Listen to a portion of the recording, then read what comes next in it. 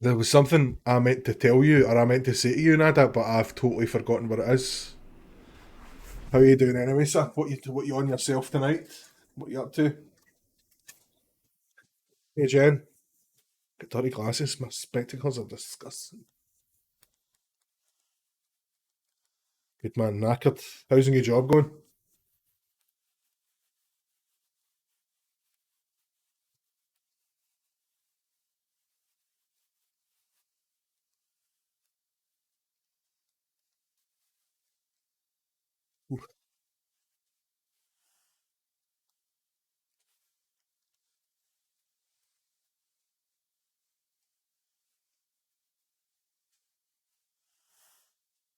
Grandad, thank you for bringing over the peeps of the kind of you dangle bits. I love it. Dangly bits.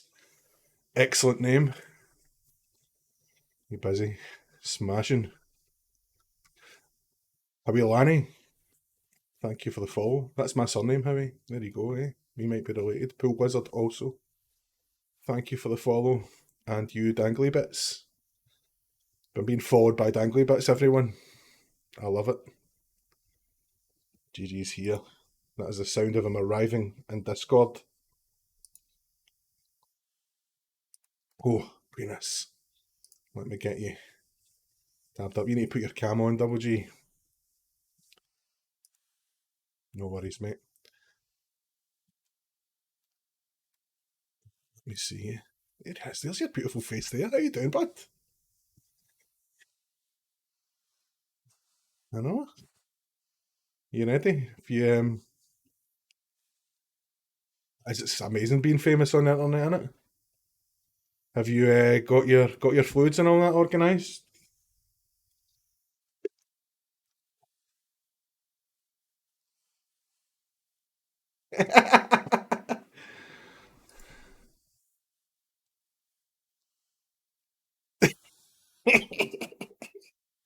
You know.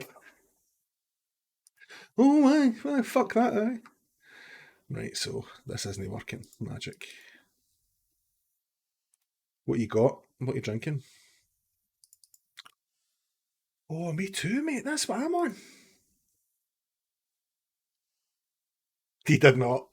He did not. Oh, you, you dirty bastard. Can you not hear you? Ah, You have Jim.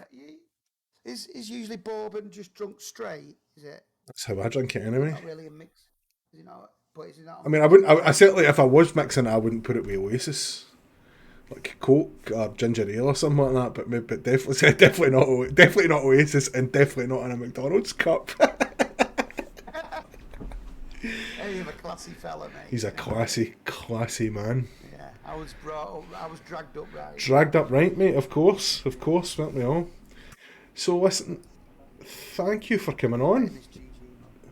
No Get a wee problem, bit. mate. Oh, do you know? I meant to put mine in my GG mug as well, but I've just got a No. glass.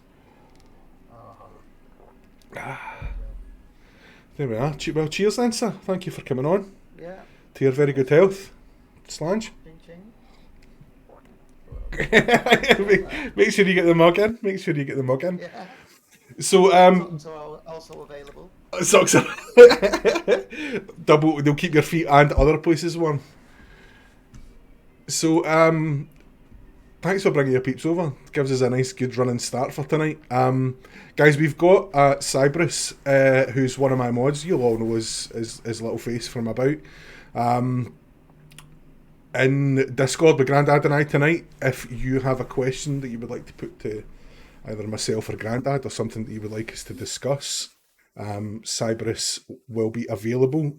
So exclamation point question in chat, Cybrus.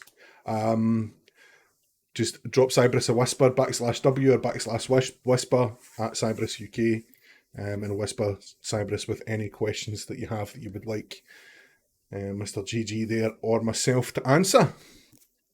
So, I'm going to say then, Grandad, since that you'd forgotten that you were coming on, that you've also forgotten to Yeah. do the homework that I asked you to do. So I'm going Oh, to, homework. see, I knew you'd have forgot your Homework. bastard. So, Oh, you didn't ask me to do homework. I did ask you to do homework. So, two truths and a lie. Are you familiar with were you familiar with the shitey icebreaker game, Two Truths and a Lie? Yeah, but that's not homework, is it? That's just a thing, isn't it? That's a game. Yeah. You can't rehearse that, can you? It's not Right then. Two truths and a lie. Grandad's quiet, is he? Quiet. He's peeking in OBS for me. Yeah. Hello? Is that better? Hello? How's that now? Hello. Better? Better. So loud. A little bit. A little bit. That's weird, isn't it? Aye. Well, like, it's peeking into the red on OBS. Your voice. Still low. Fuck me. Right, just let me I don't think it's you. I don't think it's at your end. Sounds like he's at the other side of the house. Weird. And was it like that on my stream, Paladin? No, it's not like that in my ears either. If anything, you're far too loud in my ears. Why you sort that out? No, I can write down my Right. two truths and a lie, can't I? You can do that, yeah. Guys, I wouldn't normally interrupt you, but there was a really important question that's just come through, and I thought that you might want to address it pretty soon. Okay. Dingle Blitz has asked the question, how do you milk a ferret? Okay, I'll leave you with that. How do you milk a ferret? I guess, so for me it would depend on what kind of ferret milk you want. Because if you want to milk oats, then you mash those oats up. So you could mash up a ferret. That would give you ferret milk. Ferret smoothie, maybe. It's a really important question. Otherwise, yeah. Gently with, I would imagine ferret nipples are pretty small. Carefully. You probably need to clamp a ferret down. Cypress, unblock Cobalt. He's trying to whisper you. Oh no, he remember he's Cypress UK on here now as well, Cabaldo, not Cypress Punk. Because he's an idiot that lost his thing, lost his Twitch account. Love and care is the answer. Go. Right. Are you ready with your two truths and a lie then, Gigi? Yeah, I am nearly ready. Give me 1 second.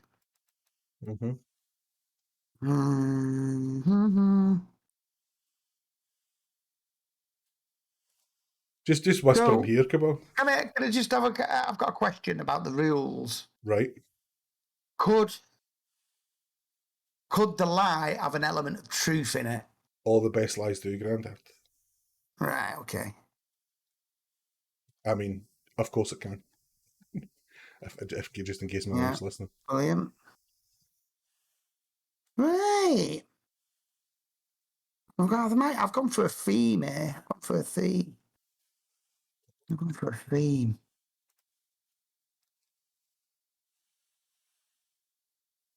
Right.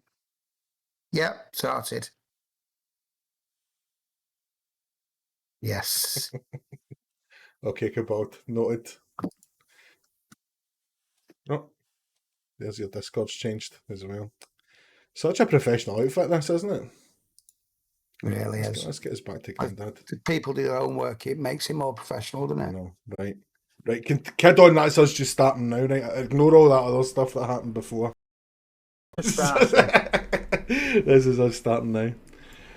So yeah, right. So let's hear your two truths and a lie, Grandad. What we'll do is we'll let you get all three out. We'll run a poll and chat while we chat, and then we'll we'll go from there. Right. Well, I'll say my lie first, and then you can. That's a joke. Gigi's camera's froze. Bloody hell, what's going on here? That might be a Discord thing. Oh, looks like I'm back. Yeah. Yeah, you could. Right.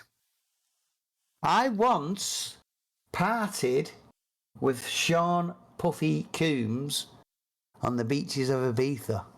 P Diddy, Papa Diddy Pop, did you? P Diddy. P Yeah, Diddy, yeah. P Yeah, Diddley. that's number one. Right. Yeah. Okay. I went to school with Mick Hucknall out of Simply Red and had a fight with him over a rugby match. Over a rugby match. Yes. Okay. And number 3, I once chatted up Anna Friel from Brookside, off of Brookside. Yeah. Later to become famous in was it Hollywood? Did she go to Hollywood? Yeah, she think did. I'm go sure to she Hollywood. did. She did do some Hollywood films, Anna Friel, yeah. Did she shag Ali G? Or was that someone else? I mean, I never think saw she her. did. I never saw her doing it if she did, Grandad. But I know, no. So, yes, I chatted up Anna Friel in the Hacienda. how did you go on? Actually, outside the toilets in the Hacienda, in the place called the Gay Traitor. The Gay Traitor, right? So you tried to take Anna Friel up the Gay Traitor? Is that what you're telling us? Yeah. So there we go. There we go. Right. Okay. I used to have such a thing for Anna Friel back in the day.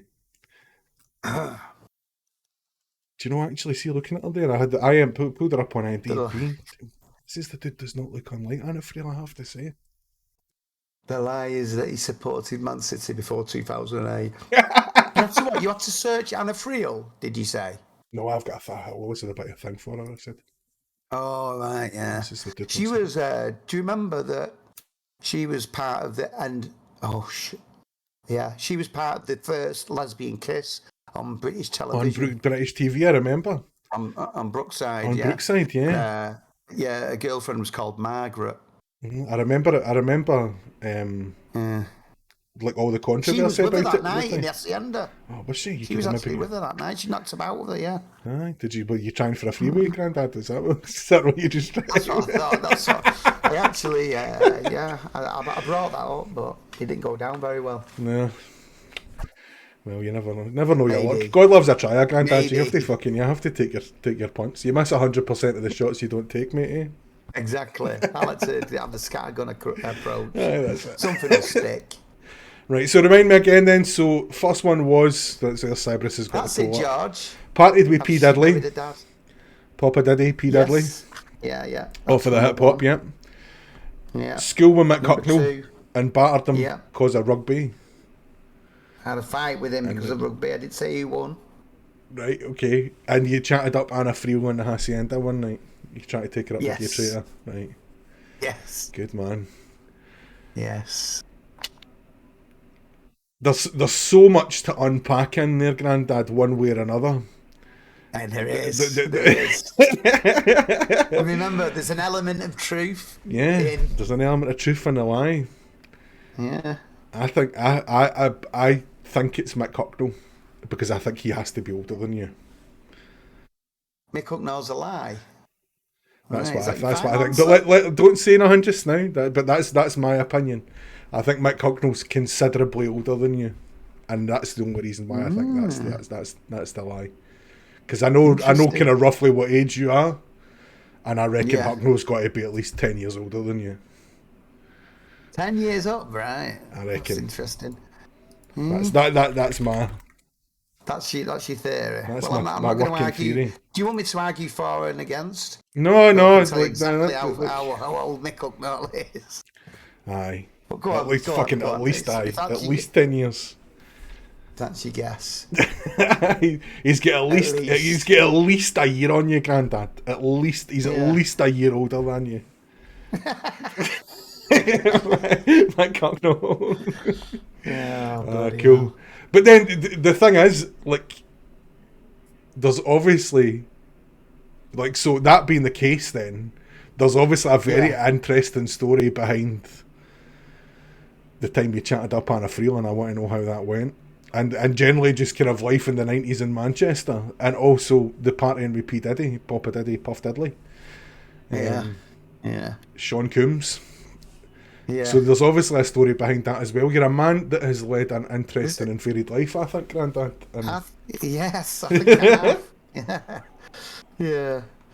Partied with yes. Sean. Anyway, I'm not. Do you want me to tell you? Is it? No. Let the poll close. We've got a few minutes yet. We can let the poll close. Oh, the poll. Oh, yeah, right. And then Yeah, we can see what chat think. Yeah. So, cool. So, and in addition to that, one of the things I was wanting to ask you about tonight, Grandad, was the graffiti thing. So obviously, that I guess is something that you've been doing for a long time now. Is that something you did as a kid? Like, Yeah. Like, you ever bombed at L? I remember that film, Bombing at L. From being about 10. Really? In fact, it was definitely it was 10 years of age, because I remember spraying the primary school, and actually no, we did spray the primary school. Yeah, no, it would have been about 11, because I was in the first year of Ardy, and we went back to our primary school, me and my mate, and we did a piece on the wall. And then my friend who was still at primary school told me that the head teacher mentioned my name in the assembly, and said, "We know who it is. It's that Jason. You know what I mean? Nice. So the first experience of doing that, was it, writing your name on a wall, or was it like a proper piece of? Yeah, that was the first attempt at doing it properly. Do you know what I mean? So we'd done like little bits and done it on paper and stuff, and we'd done like little tags and things. But that was our first attempt at a graffiti mural. Do you know what I mean? I'd love to see what it looked like now, because I bet it was terrible. I bet it was absolutely shite. We thought it was brilliant, though. I bet it's anything like that, though. It's always the experience of doing it as well, though, isn't it? Because it's like, I'm breaking the law. I'm doing a bad thing. That was half the thing. All we used to do, we used to just. I wasn't a naughty kid. Aye. No, I definitely wasn't a naughty kid. It was just, when I got into that was like, I think that turned me a bit naughty. But I remember one story. We had a crew called we had a breakdancing crew called Sidewalk Rock, and then we had a graffiti crew as well, and there was about 6 or 7 of us, and we decided to spray each side of the flyover in near where I live. So there was 3 or 4 of us on one side and 3 or 4 of us on the other side, and we were going to do the whole of the underneath the flyover. Like you have them the concrete blocks that what keep the flyover, keeps the bridge up supported. So we were there spraying, and you'd shout over, "Oi, Howie, have you got some blue over there? Yeah, come and get it." And you just at first we were running right round the river onto the other main road, and then getting the paint off him and then running back round. So we did that like once or twice, and we thought, fuck that, we'll just run down the fucking motorway, the hard shoulder. just jump up and run down the motorway and bob down, get your paint, and then run back. So we did that about 3 or 4 times, and obviously someone phoned the police and said, "This kid's running on the motorway." And I remember I was spraying on the wall, and I just looked to my right and saw these vans pull up. I think there was only 2. I say vans. I think there was 1 or 2 vans, and I can't really remember. But what it was, so there was a main road, the road that we were running down at first, but then the other way was like a massive field. It's just round the corner from my house there. So we all ran into the field, and we hid. And we all split up and everything. And then after a bit, I heard like a bit of shouting and that. I saw 2 mates getting led off by the coppers. So I thought, I'm just going to stay put and I'll get away with this. You know what I mean? I'll be all right. So I gave it to what I thought was about like half an hour. But looking back, it was probably about 3 minutes. and I thought, right, I'll make me getaway now. But instead of going through the field, I still to this day I don't understand this. Instead of going through the field where I would have been home dry, I went and walked on the main road to just put my hood up. And I remember I had a red hoodie, and I'm there walking up the side of the road, and I could feel this car coming up behind me, and I thought, shit, that's definitely them. Yeah. Oh, I'm not looking back. If I look back, I'm going to look sus. Yeah. So I just carried on walking with my hood up, and then I heard this copper say, "Here he is, Little Red Riding Hood." And he said, "Come on, get in the back." And I just saw the other mates who were in the back, and two of my mates, a load of them had got away. And I got in the back of the van. And my mate Billy, who was like the oldest out of all of us, was crying. So me and my other mate just started laughing at him because he was crying. He was crying. Yeah. And I was taking a piss out of my other mate, and we all have a bit of a laugh. And then they dropped him off first, and his mum came out and just started fucking battering him. And sort of hit home, you know what I mean? In front of your mates, that's a rough one, isn't it? The doing off your mum in front of your mates is a real dignity stripper. Yeah. And then I started worrying then. I thought, shit, this is coming my way. And then I started worrying about what my mum and dad were going to say. Because like my dad he used to play golf. He was like golf captain. So he used to play with a lot of police, and that's what was going through my head. This is going to get back to him, whether I tell him or not, kind of thing. Yeah. So they dropped my other mate off, and I was last to be dropped off. And fucking hell. Yeah. I nearly gave it up then, because he confiscated everything off me. Like paper, pens, anything I could draw with, they confiscated off me. But yeah, I got back into it in the end. Cool. So I'm hearing breakdancing, I'm hearing graffiti, I'm hearing a lot of b-boy culture. And a lot of So was that quite a scene in Manchester back then? Because like I live in the whitest town in the whitest country in the world, like Scotland's. Yeah. There was never anything like that. Like when I was a kid and I was into hip hop and stuff, I had to get relatives in Canada to send me stuff. We just couldn't get anything here. So was that quite a scene? In, like this would. I would guess be around about the same sort of time, like early 90s, late 80s, early 90s. Like, there was just nothing like that here. It was late. It was early 80s, mid 80s. That was the boom town, like 85.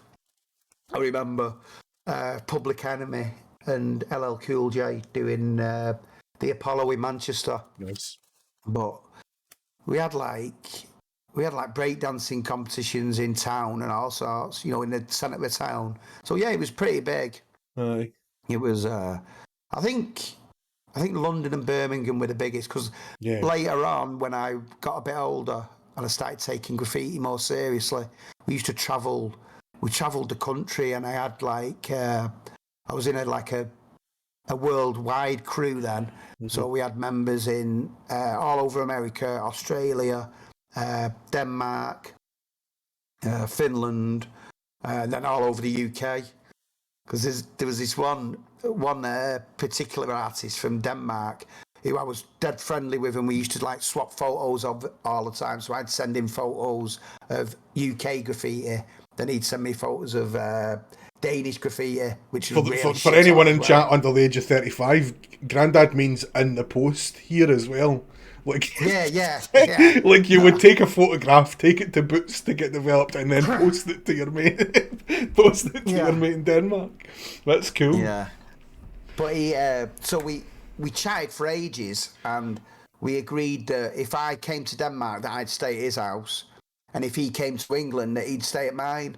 Mm. And this was like 80. This would have been 88, and from the time of starting speaking to him to the 3-4 months later, I started getting into the acid house scene. All right. And I remember 808 State were on, and the Happy Mondays were on at the G-Mex. And so I just went out one night, and I come back home, and just my dad was in, and I said to my mum, I said to my dad, "Where's my mum?" You won't believe it. Some lad from Denmark's been on the phone. Said that him and his two mates are in Manchester Piccadilly, and you said you could. That Ciaz said we could stay at his house. So my mum went to pick him up, and he had these Danish graffiti artists staying at my house for. He was supposed to stay for 4 days. We picked him up on a Thursday, and then on Sunday night was the Happy Mondays gig, and I had to say to him, "Hey, you're gonna have to. Is there anywhere else you can go?" I said, "Because there's no tickets." I said, "You can stay, but I'm going getting out. out. I'm going to see the Mondays. I'm going to see the Mondays." But I knew I was going to probably be, you know what I mean, under Trying to the chew your influence. earlobes So I for a didn't want couple to of days come after back it. having to talk about graffiti with them if I was like sky high. Do you know what I mean? So they pissed off to Portsmouth anyway to another graffiti artist's house. But that's what my mum and dad were like. They were. Do you know what I mean? They were like Supportive, like I can imagine. Yeah. Like my mum and dad are proper bastards. supportive. Like I They can weren't when I imagine. got nicked. Yeah, they weren't when I got nicked, but later on they were. They were They proper were cool with supportive. it. Yeah, I can imagine my mum and dad, man. Like if a random Danish kid had just turned up at my door, they would never he'd never get in. They would just to get sent away, and I'd have got beaten for my troubles as well. Would you? Bloody hell. Sure, No, they were the way that they saw it is if the shoe that my mum always said, and my dad, you always got to think about the shoe being on the other foot. If I was in Denmark, they'd want me to be taken care of. Do you know what I mean? So, but I remember there was this David, that was the guy who I knew. He was like probably about 4 stone wet through like me. Then another lad who was a similar me size. as well. I'm like that as well. Then this, 4 stone, babe. yeah. Got a bricks in my pockets. But then there was this other guy with him who was like, do you remember that basketball player, Kareem Abdul-Jabbar, was it? Yep. The big, he looked like him. He was as tall as him as well. And I remember my mum feeding him some tea, and he's like, she went, "Do you want any more?" Yeah. And he hardly said a word unless there was food involved. You know what I mean? I think he was like their minder. Magic. Fucking mental. That's cool. Jimmy, he was called. Jimmy. He never said a word apart from if it was food. See that one of the things like as in my teens, I'd guess mid teens, kind of early to mid 90s, I was a big hip hop head, and that was a really difficult job, being in the suburbs of Glasgow. Like you just couldn't get. You just couldn't get music. You couldn't get a hold of tapes. You couldn't get. You were lucky if you could find, a Cypress Hill album a lot of the time. Do you know what I mean? And they were quite big at the time. Like gigs, like forget it. Most of the big hip hop acts, when they would come, they would play Manchester and they would play London. Wouldn't even think to look at Glasgow. Yeah. Like I went to a few. Like I got tickets and went to like every gig that I could at the Barrowlands in Glasgow, but like they'd either just wouldn't come here, or they'd try to, and then like they just would get refused work permits because like they all had criminal records and shit. So like I remember having a ticket for Snoop Dogg at the Barrowlands, and that got cancelled because he got charged with murder. I remember having a ticket for the Wu-Tang, like off the 36 Chambers tour. Like half of them couldn't get in the country, so they cancelled the gig. I remember going to. Was there no radio stations who used to? You couldn't get them. Back then, it was like the pirate radio. It wasn't until Westwood went to Radio 1 that you could hear hip hop on the radio, and that was what 94 or something, 93, 94. Like I used to Mr. Lally, the shopkeeper at my local newsagent. I remember going in and like busting his eardrums to get me like Hip Hop Connection and the Source and stuff. Hip Hop like that. Connection, yeah. But like that was how I knew what was coming out. But like actually getting to listen to any of that stuff was next to impossible. Like I had to get relatives from Canada to send me stuff. I got, don't get me wrong, I got to see a lot of great bands. I got to see PE. I got to see Ice Cube. I got to see Cypress Hill a few times. I got to see House of Pain and the Fugees, and remember Arrested Development. I got to see them, loads of stuff like that. But like lots and lots of bands you just didn't get a chance to do, which led to there not being much of a kind of hip hop culture in Glasgow. A lot of people either we missed out on all of that, but I did anyway. You know what I mean? The Nice. yeah, I couldn't right. We had spinning in Manchester, which was had all the white labels, Mm, but that was early. That was early on. That was like before Public Enemy. You know, like mm, electro. Do you remember the electro albums? mm. Yeah, it was like around that time. But yeah, I didn't know that. Like Scott, I would have thought Glasgow would Yeah. be, pretty on it. You know what I mean? Yeah, I mean, I'm sure there was, but like, bear in mind, I'm also about 15, Because you was in 16 the around about this time as suburbs. well, and I'm in the suburbs. I'm sure there was pockets of it. Like, there are guys that I Yeah. know that rapped and that DJ'd and stuff like that, but there was none. It wasn't. Hmm. If there was a subculture, it was about three dudes in a bedroom. Do you know what I mean? Right. It wasn't that big thing. Nobody was in a crew, and if they were, Yeah. everybody would There's rip no the piss out of them. cruise. Do you know There's no what I mean? sidewalk rock. That's it. That's it. Yeah. Exactly, man. So the Yeah. poll has closed, and chat's consensus is that the lie is that you chatted up Anna Friel. So would you Okay, care? Would you care to that's share? very interesting. I will share that the lie, I use that phrase lightly, is that I had a fight with Mick Hucknall at school. That is the lie. Mick Hucknall's So 61. Like, it would have been difficult for you to be at school with Mick Hucknall, given that I he's didn't think fucking about because he did go 13 to my years older than school. you. Yeah, he went to my school, just not at the same time that Aye. I was there. My uncle Chris was mates with him. All right. He used to get bullied like anything Mick Hucknall. Because of the ginger. He used to no, not just that. Well, probably a bit of that, but he used to ride about on a lady's bike with a basket on the front with berets on, and all that. So because he was like a new romantic and that like go down well round here, you know what I That'd get mean? you. That'd get you dude in. That'd get you dude in He here was as well. asking for it. Yeah, but yeah. All right. So So, the party with Sean Puffy Combs, right. Coombs. Break That was out on that. Borough Break, Borough Beach. break Yeah. that story out. So We want to hear that. yeah, there's not. To be honest, there's not much to the story. It's just the first one that came into my head. You were there. He He was was there there. on Borough Beach, surrounded by bouncers, and yeah, we were like raving with him. That was it, really. I'm sorry to disappoint you. Aye. Did you get to I meet him? think I Did you could talk have. to him or anything like that? No, Or you I didn't just want did to the same, speak to just him. You know breathed what I the same mean? air? He just was next. You were just on Biggie's Probably. coattails anyway, Puffy. You fucking shut the glass and all Yeah, that. you know what I mean? We were doing business. We couldn't bloody mess about with him. Aye.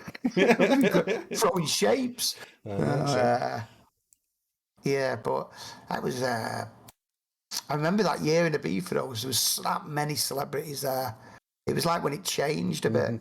Because like before that, I remember Ibiza seemed to be like still underground a bit. Do you know what I mean? And then just one year, it sort of like got took over by. Not took over, just infiltrated Aye. by Like the corporate and high polloi. Do you know what I mean? And everything started getting a bit more serious and a bit more business-like. And I mean, because it was always really expensive to get into good clubs in Ibiza, but there was more like searches, on the door and things like that. Years previous, there was none of that. You just could walk in and out. Do you know what I mean? It was a lot more relaxed, a lot more chilled out. It just became a bit more stuffy, like a stuffy attitude. Do you know what I mean? aye. Yeah. It was never. It was the whole clubbing thing was never my scene. Like I guess like by the time I was sort of old enough to be doing stuff like that, it was already Yeah. in the phase that you're talking about. When Yeah, it was yeah, expensive yeah. It and got it there was pretty quickly. Yeah, yeah, because like yeah. even But that was later. That was the second, what I call the third Summer of Love, because like the first one was in the 80s, late 80s to like early 90s, and then obviously my son was born and I didn't bother with anything for a while. But then I started going back out again in me early 30s. And then I started going to Ibiza and that. Again, after not doing anything like that for years, I discovered my love for bloody that sort of music and, dancing and that. I ain't the dancing in my videos like that. In your videos? Have you not seen the dancing video? No. I'll show you sometime. You'll have to see it, yeah. It sounds like I do. It's a bit weird. Aye. It was, I bought a green screen, so I was testing it out, basically. Yeah. You bought yourself a green show it, screen? yeah. Does that mean that we're going to see some even more creative adverts creeping in then, Grandad? Yeah. I was talking about your adverts to someone the other day, and I said, and I mean this, I said it to my missus when it first happened. So one of my proudest achievements in streaming is to be the featured streamer of a Grandad Gaming advert. Funny that I was gonna wear this to your podcast actually, just so I felt at home. This little one. I'm not done one with this yet. Oh, you bastard. Right, now you need to keep that on. There's my Phil Collins mask. Hey? You timed that too well. I was taking a drink of beer when you fucking broke that out there, you bastard. Right, I'll do the rest of it as Phil Collins then, right? You fucking... Beautiful. No, not Phil Collins. Phil Collins, bastard. I had when I did that the charity incentives 12-hour last weekend. Chat broke me out with song requests, but I listened to more Phil Collins than I would ever care to in my life because I hate the man. I don't care for him. It's brutal. It was absolutely brutal. It was like I said this at the time. It was like, see if you go beyond like the popular songs that everybody knows, like In the Air and all that kind of stuff. Yeah. Every song that he makes just sounds like it was made by someone who hates music so much that they've just tried to make the most like anti-music song that they could possibly come up with, just to be like, fuck you music, I fucking hate your music. It's just it was so dreadful, man. Oh, I couldn't. Is it that bad? Oh, it was Is horrific. that like Genesis? It wasn't even. It was all Phil Collins solo stuff I had on, so it was absolutely grim, man. And then when they did bail me out with song request, fucking Cabal started playing Christmas songs the whole time, which I found incredibly funny. But chat were not having it, man. Chat were not having it. Brilliant. But I was notting myself. I thought it was fucking hilarious. Sounds great. There we go. So you did 12 hours, did you? Yeah. I did, yeah. Which, like, that was like, I've seen you stream, like, I guess, like a 10 to 12 hour stream is a kind of average day for you a lot of the time, right? Like, yeah. Like, for me, a long stream's like 5 hours. I did 5 hours on Tuesday night there because, like, Epic Dan raided and then Chaps raided and then you raided, and I was like, right, I'll stay on a bit longer. 12 hours absolutely killed me, man. How do you do that? Like, how do you have the stamina for that? My voice was destroyed the next day. I couldn't speak on Sunday. Yeah. I think what I found is, like, if you can once you get through, if you've got stuff to do, it's dead easy. But if you've not got loads to do, I was like 4 to 8, are pretty rough, or them middle hours, but the ones at the end, they just fly by. And obviously the ones at the beginning, you're just having, you're just gaming and having a laugh in it. So when you've got nothing to do, isn't it? Right. Or you're doing something that you're not enjoying, I think that's when it drags it out. But I just love playing Destiny anyway, so it's not it doesn't feel long to me. Do you know what I mean? There's always it didn't feel like, obviously it's the longest I've ever streamed, but like it didn't feel long. Like, I enjoyed it and I had fun. It was like it was more the physical toll that it took on me, man. I was fucking knackered by the end of it. Like it's a long time to be on for, and it's a lot like on. Do you know what I mean? And it's a long time to be having to talk. Yeah. So I did like about 3 weeks worth of talking. And it's 3 weeks worth of talking. Cool. I'm going to put I'm trying to find a position, for your stream so I can look as if I'm talking to No, you. aye. Do you Do know you know what I mean? what? Let me see. Actually, I might have another cam that I can turn on, and you can just look No, at. it's all right. I'm just putting it. I'll You put can that just look there at my like that. beautiful clip. You can look at my beautiful face in Discord. No, it's fine, mate. I mean, because I had you up there, I felt like I was looking up. Right. There you go. Yes, there you are. That's my other cam that OBS isn't using just now. Oh no. No, it's Beautiful. Toomies. So Dang you're it. on both cameras now, though, on the Yeah, stream. on the You know stream. that? Yeah. Fix that now. There we are. Now it's you. Beautiful. Beautiful. Cool. So the other story that was not true, or that was true, sorry, was the Anna Friel story. That kitchen is a mess. Oh, it's just because I was watching Hanging Up Cabal. Don't worry about it, mate. It's fine. I cleaned it. I because cleaned you were. it. Oh, was that the other screen? Yeah, that's good. The one that you can see on Discord was on How do stream we for a see minute that? there. And I can't see that. Oh yeah, there I can. Is that your green screen behind you? Is that your? Aye. I don't use that Is that your anymore. tea That's my. towel? Aye, no, it's a proper photography background. I don't use it anymore since I got a 30 series graphics card. I just use the NVIDIA Broadcast now for green screen Right. and night. This is I don't know if you know, but on the background on the stream there, that's not actually my house. Oh, isn't it? No. Bloody hell! That's Jackie Treehorn's house from the Big Lebowski, the porn producer from You Big granddad Lebowski. gaming. Fieldy, you love my voice. That's why you one of my favourite. I'm looking at that One of going. my favourite people. I'm looking at that 50 going. I don't know if that is a channel points redemption. Yeah. Where are you getting that? He loves it. Yeah, cool. Yeah. No, Fieldy got us out of this shit last night with a wonderful performance with the Oh, really? relic in Master Templar. Nice. Well done, So- Fieldy. I've yet to. I've Well did done, Fieldy. Master Confluxes. I think I've yet to do any of the rest of Master Vlog. Oh, Master. Oh, right. Yeah. So Well, yes, we're gonna so be the Anna doing- Friel story. So talk us through your dalliance with young Miss Friel, Grandad. Yes. Well, this may surprise you to find out that it ended in utter failure. So she was there at the bar of the Hacienda, which is right at the back, and I spotted her, and I was like, she was with that girl from Brookside.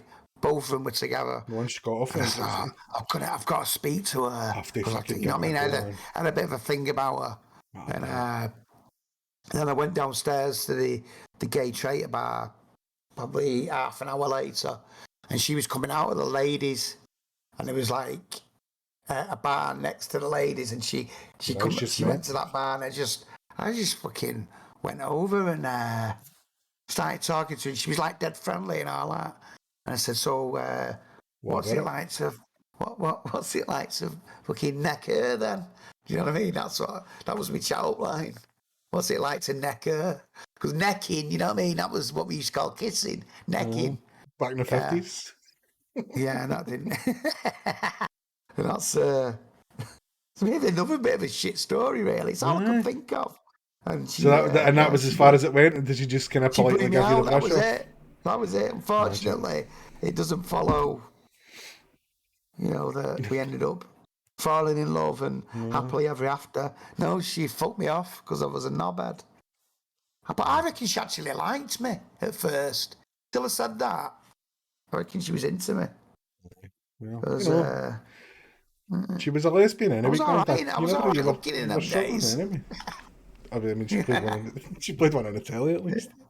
No, nice Yeah, one. yeah. My only ever kind of celebrity encounter in the pub or in like a drinking setting is you know how John Hannah, the actor, off of like the Oh Mummy yeah, and yeah, that, right? yeah. So he's from my town, but he fucking hates it here, right? So he takes like every opportunity that he ever can to slate the place. He doesn't fucking like it. He thinks it's shit and blah blah blah. Yeah. So there used to be a pub in in the town centre where I stay was like the. I don't know if I want to call it, like, it wasn't the cool pub, but it was like the pub where you went before you went to the local clubs. If you weren't like 60, do you know what I mean? Like if you were a kind of a youngish cool person, this was the pub you went to. So anyway, me and So you class yourself as a cool person, did you? I did back Scott? then. Grandad used to have seen me. I was a beautiful stallion in my youth, so I was just like galloping across the plains. So we're in there. Me and now Mrs. the dude. We're in there one night before we went to the local dancing kind of thing. Mm-hmm. And I'd nipped off for a piss, and I came back, and John Hannah was chatting my missus up. Fuck off. You stick the nuts on it. So I did offer him a square go. Did you? Did you offer him out? I said, listen, mate, you're going to want to back up. Because Brendan Fraser's not here to fucking rescue you now. Mm-hmm. And I'll eat you in his potatoes Brendan and shit you out his chips, you wee scrawny rat. You're gonna So that's my only just threatening John Hannah. Brendan Fraser? What's he's like the other dude from the Mummy, the main action dude from the Mummy. Oh right. Brendan Fraser's not here to save your neck now, son. Fucking keep walking. What a great line. Before something bad happens to you. But aye. Brilliant. Aye, that's my main celebrity encounter is threatening a Hollywood actor with physical bodily harm. I was in the boozer with Tess Daly and Vernon Kay in once with an ex that I used to see a girl from New Mills, which is in Derbyshire. Mm-hmm. And that's where Tess Daly's from. And they were in the pub on, I think it was either Christmas Day or Boxing Day. So that's my only other. And obviously Howard Donald, I'll take that. We all know that story. We won't bore you with that story. What's the Howard Donald story again? That close to me, he'd take that. It's Cyber, just so you know, in Scottish it's I'll eat you in his tatties and shit you out his chips. Sounds much more threatening than a Glasgow accent. I'll eat you in his tatties and shit you out his chips. My dad punched Noel Edmonds. Projects, that is the fucking, honestly, get Project to tell you that story one time about the time his dad punched Noel Edmonds. It is brilliant. It is absolutely brilliant. That's a cracker. I doubt I'll do it justice, but I get Project to tell you at one time. It is a tremendous story. So yeah, I know I've heard the Howard Donald story before. What's the Howard Donald story? And like Pikachu says, I've told this story so many times. But anyway, Howard Donald, off of Take That, I used to break dance with him. He was like, he was. I wouldn't say he was in Sidewalk Rock. He was more like a satellite member. You know what I mean? Right. I don't know. I just don't say he was in it because it's not like you can check up these facts. But he wasn't. Well, do you know what, Grandad? Here's. You won't believe who I've got tonight with us. We've got Howard himself. I'll show you this. Now. So when you mentioned Sidewalk Rock earlier on, I googled it, right? And here's what comes up. Go on. So there's no proof. There's no proof. There's no proof. It's just pictures of stony pavements. when you go Sidewalk Rock. Anyway, yeah. So he used to break dance with us now and again, and we used to go to different parties and stuff, and he'd be there. And I remember bumping into him. He went to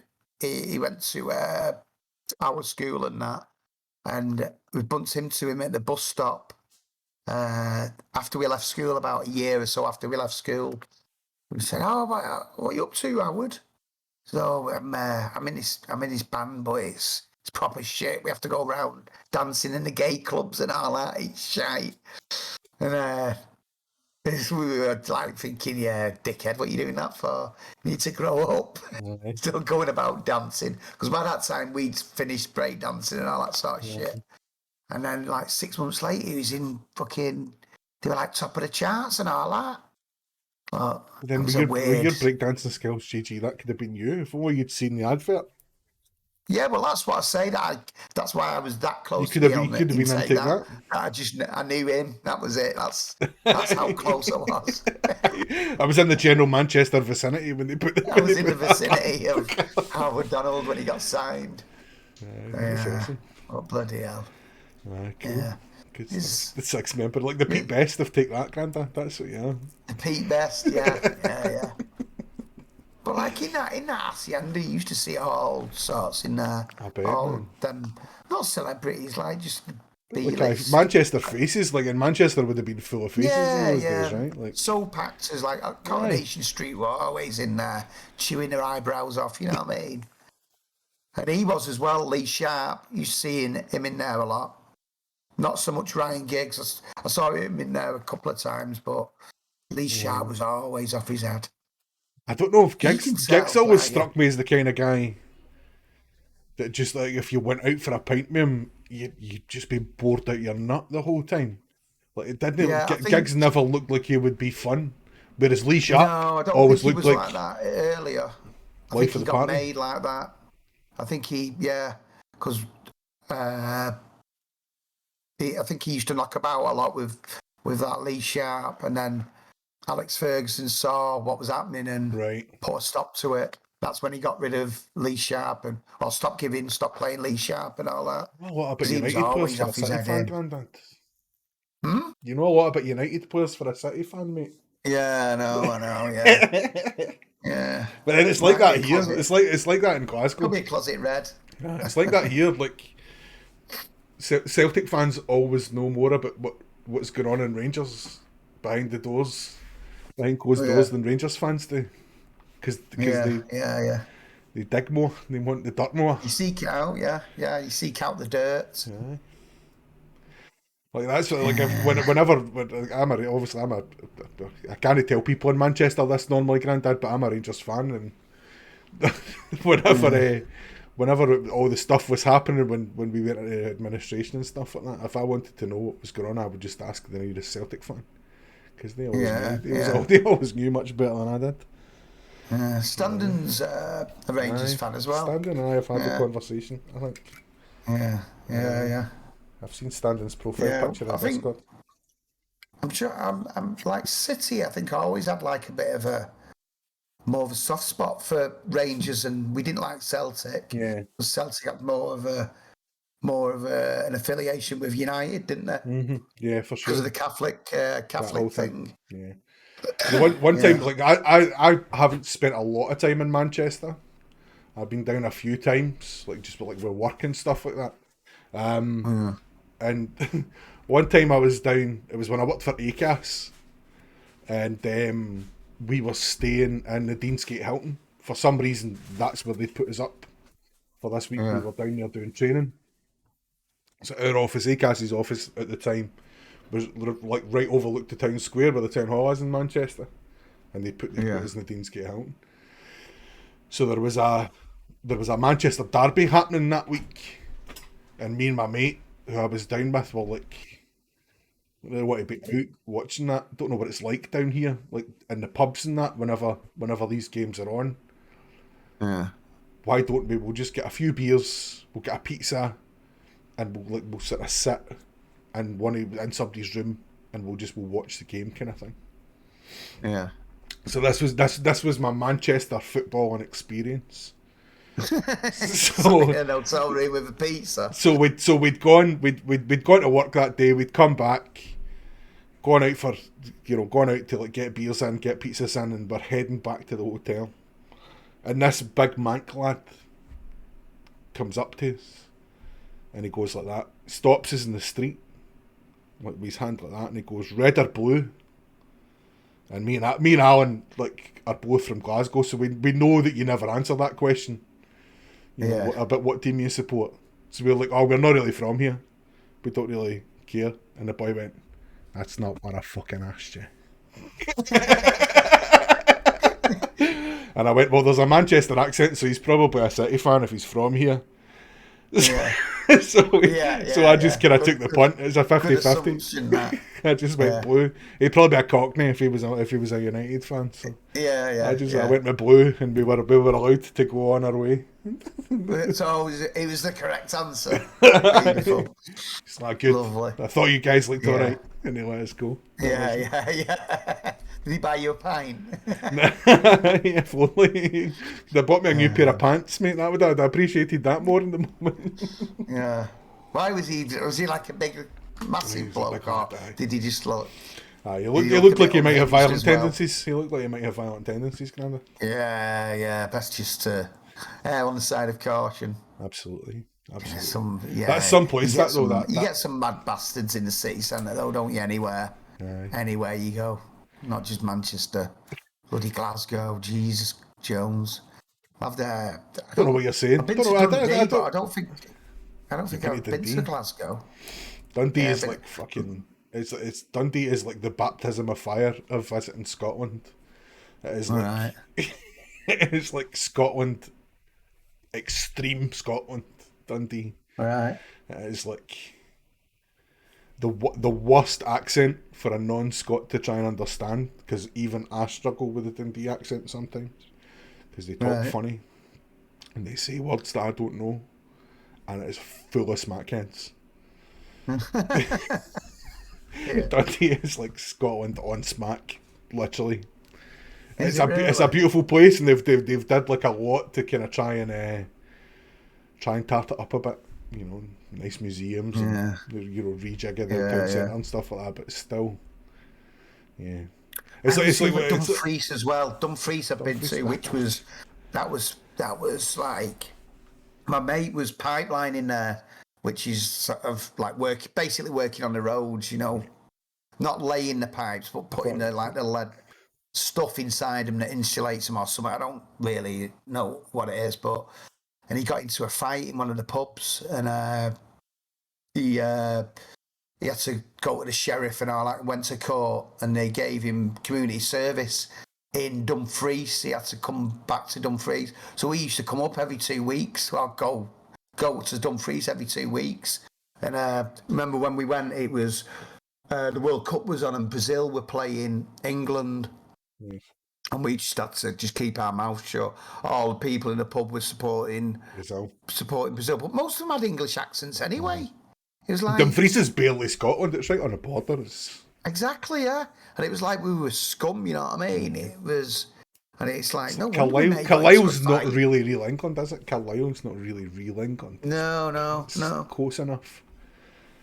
Dundee's a shithole. I know. I entered the Kingdom of Fife the other week. I had to drive up to Glenrothes the other week. I don't know if you felt my presence. Glenrothes, I really liked Manchester. That we were down there for 2 weeks in that Deansgate Hilton, and one of the nights, I'm a pretty kind of simple kind of working class guy. I'm not like a fancy person in any kind of way. And my mate Alan that I was down with is kind of the same. So one night we were just like, we'll just get steaming tonight, man. We'll just get like a bottle of whiskey in and a few beers, and we'll get a right good drink. Sounds like a great plan. So we're getting tore into the whiskey, like in coffee cups, because you're in a hotel and there's nothing else to drink. So we're getting walloped into whiskey and stuff. And he's like, I'm going to go outside for a smoke. You coming? So we go outside, and so I've got like shorts on, flip flops, like a t-shirt that I had spilt pizza down because I was pissed drunk. Yeah. And we're standing outside this Hilton, and there's fucking like this huge event on, where it's all like the great and the good of Manchester are coming in. People in tuxedos and ball gowns, and there's a woman like there, she's juggling fire and all of that, and me and Alan are just standing there like two absolute plebs just watching this. This is brilliant, isn't it? Because that's near the thing, isn't it, the Hilton? It's near what's it called? The Bridgewater Hall. Yeah. Is that where they were all going? No, they were actually coming into the see Hilton. I them don't know. I people. think there was some kind of awards due on or something like that. Oh, right, yeah. Is that the one, the big one with Cloud 21 and all that? But yeah, thing? well, that was Callum's Yeah. just saying in chat. We went up there Yeah. one Is night for like Cloud 23, it's on Cloud the 21, 23rd Cloud floor. 23. Went up there I knew one night. Callum would know. He's a bloody, he's one of them, isn't he, Callum? He knows. He knows things. He He's does things and touch. goes places. He's in touch with 2021 Manchester. When his thing on Twitter the other day, and I meant to ask him, like, them big, does he work in them buildings, or it showed said right, Oh, aye, first aye. day back to work. I saw that. That was right. That was right at Deansgate train station. That was Deansgate train station, I think, or the Metro link going across. You don't work there. You don't work there. That was just your view. Kill story, bro. Aye. That was the trip to Manchester where I made a Scouse guy. Actually, made a Scouse guy say "He doodle donkey," and that was like the proudest moment of my life. Can't even remember how I done it, but like he got him thinking about something, and he was like, "Ah, he doodle donkey." Yeah. Like, oh, you said it! You fucking said it! Yeah, that's probably a good call, that Callum. I don't think you say about stuff like that. I'm too open. Aye, I miss like the commute to work though. I hated it when I had to do it, but that it was a good job. That I guess working at that did you place. like because obviously you work in graphic design and that now, Grandad. I take it that was like your path from graffiti and spending your life drawing and stuff like that. Was you sort of parlayed that into a job, right? Yeah, Is that how that happened? That was through like getting caught doing graffiti, like I said, with the Little Red Riding Hood. That was the first time. Then the second time was tagging buses, and then Mum and Dad punished me again for that. And then the third time I got caught, when it started to get serious, my dad sat me down and said, "This is obviously your passion. You need to put it in something that's going to pay the bills." Mm-hmm. And that's when he put me on the thing to graphic design. Mm-hmm. That's when I ended up thinking, I wanted to do that as a job. But did you go to school for that? Yeah, I went to college and then further college. Then I went to uni, but then my son was born in the first year of uni. Mm-hmm. So I got a placement at an advertising agency in the summer of the first year. So it was like I'd only been there 3 months in a Bolton Institute of Art and Design doing like a HND. And at the end of the 2 weeks, the guy just went, "Listen, do you wanna fuck uni off and come and work for me?" And I went, "Yeah, too right." Because he'd just been born in the October. So I thought there was 2 options. I could rather stay on and get a qualification, or start doing a job that I'm going to be looking for anyway after I've got the qualification. So I did that, which worked out all right, really. Aye. I think that's something that you learn as you get older, isn't it? Is like so many people's careers happen completely by accident. Yeah. Do you know what I mean? Yeah. Like, I guess when you're a kid, you just think, I'll have a plan for my life, and that's just totally going to work out. And then it's like, well, yeah, it don't work like that, does it? No plan survives engagement with the enemy, isn't that what they say? Yeah. It's that's the hardest thing though about like doing what I'm doing now is after being at that one place, because that was the longest job I'd ever had. That one job that I left in February, I was there for like nearly 10 years. Yeah. And I was a part of the furniture, you know what I mean? And then going into this freelance stuff, and you've got no like security. That's the word. Yeah, not just security. You've got no, like I used to run the show near enough at that other place, my department. You know what I mean? Then go back to being a sort of someone telling you what to do. Low man in the fucking adjustment. Kind of Yeah. But it's all right. Nice, man. It's good that you're working again and all that, though, man. It's nice to see you. It's just been extended again today for another 2 weeks. It's fucking mad. Keep thinking of finishing me. It was only supposed to be for 2 weeks at the beginning. Aye. So I've what? been, My big mate, my big mate, like, sometimes comes by chat crypto, works for me, and he started in my place on a 6 weeks contract, right. 9 years ago. So, Yeah. so he obviously eventually got hired permanent, and he's been promoted 3 times since then as well. So it's amazing. Yeah, Like, yeah. you'd never have thought Well, that. that's how I started it. I was freelancing, and then I just got promoted and stuff.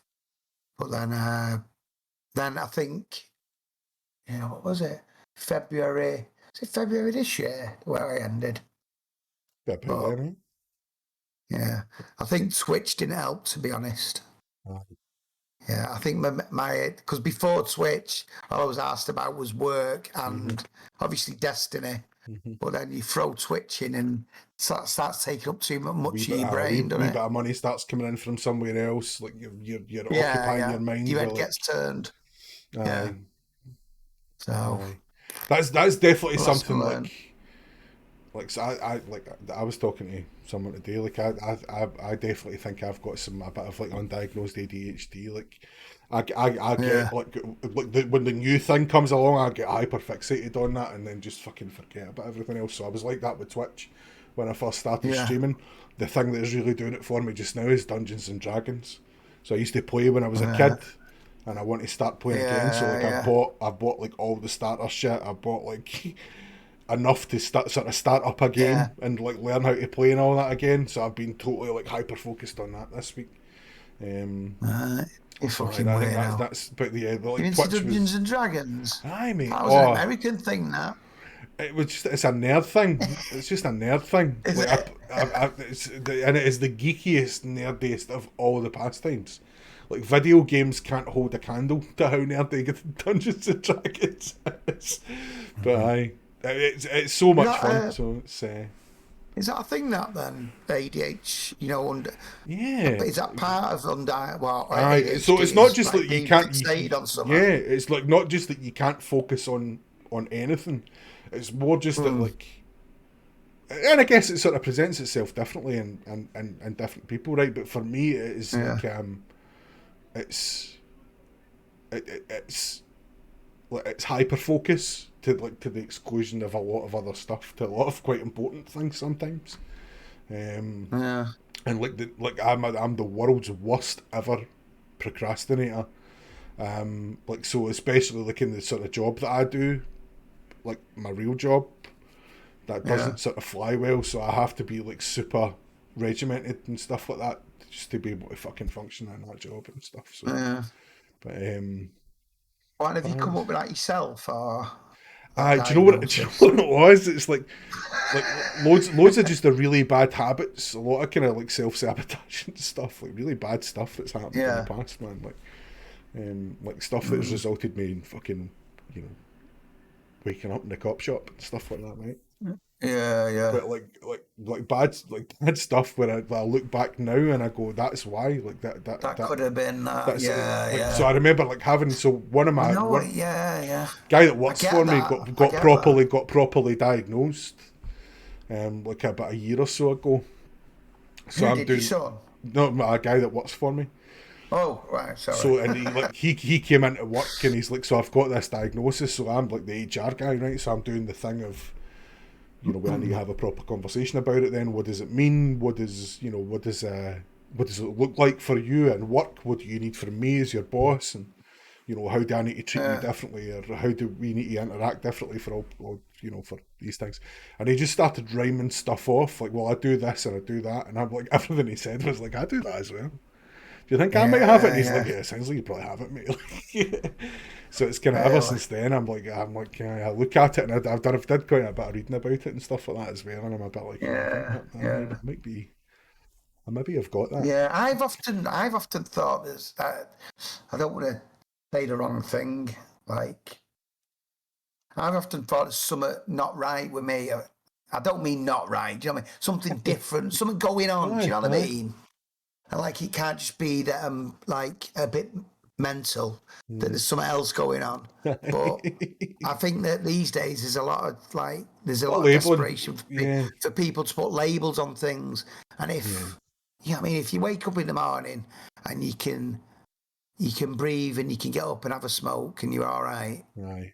what's it going to solve? Knowing why you did something 10, 15 years ago. Exactly. But So this is not your brain. I don't know, absolutely but wrecking the you other for thing doing is that. it can give you peace. It can give you peace of mind as well. I can give you like techniques of Yeah. how to deal with stuff and stuff like that as well. Yeah, that's Grandad, more I'm the- going to take 2 other- minutes and go and have a wee and stuff. Cybris, when I come back, we will discuss whether there are any questions from chat, but I will be out Right. okay?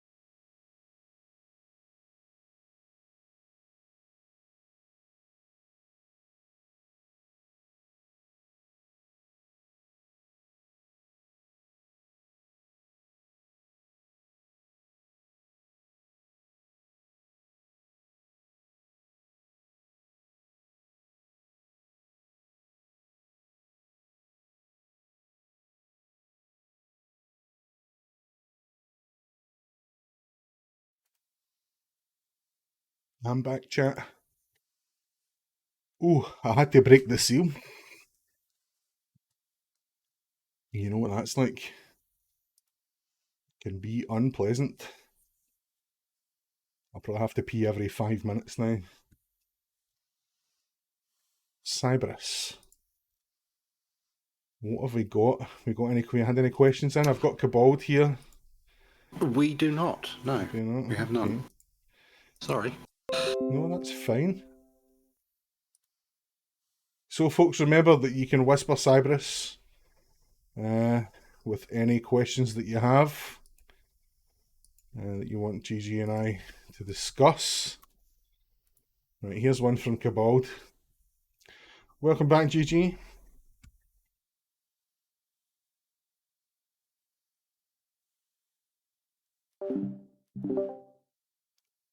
Hello. Are you muted?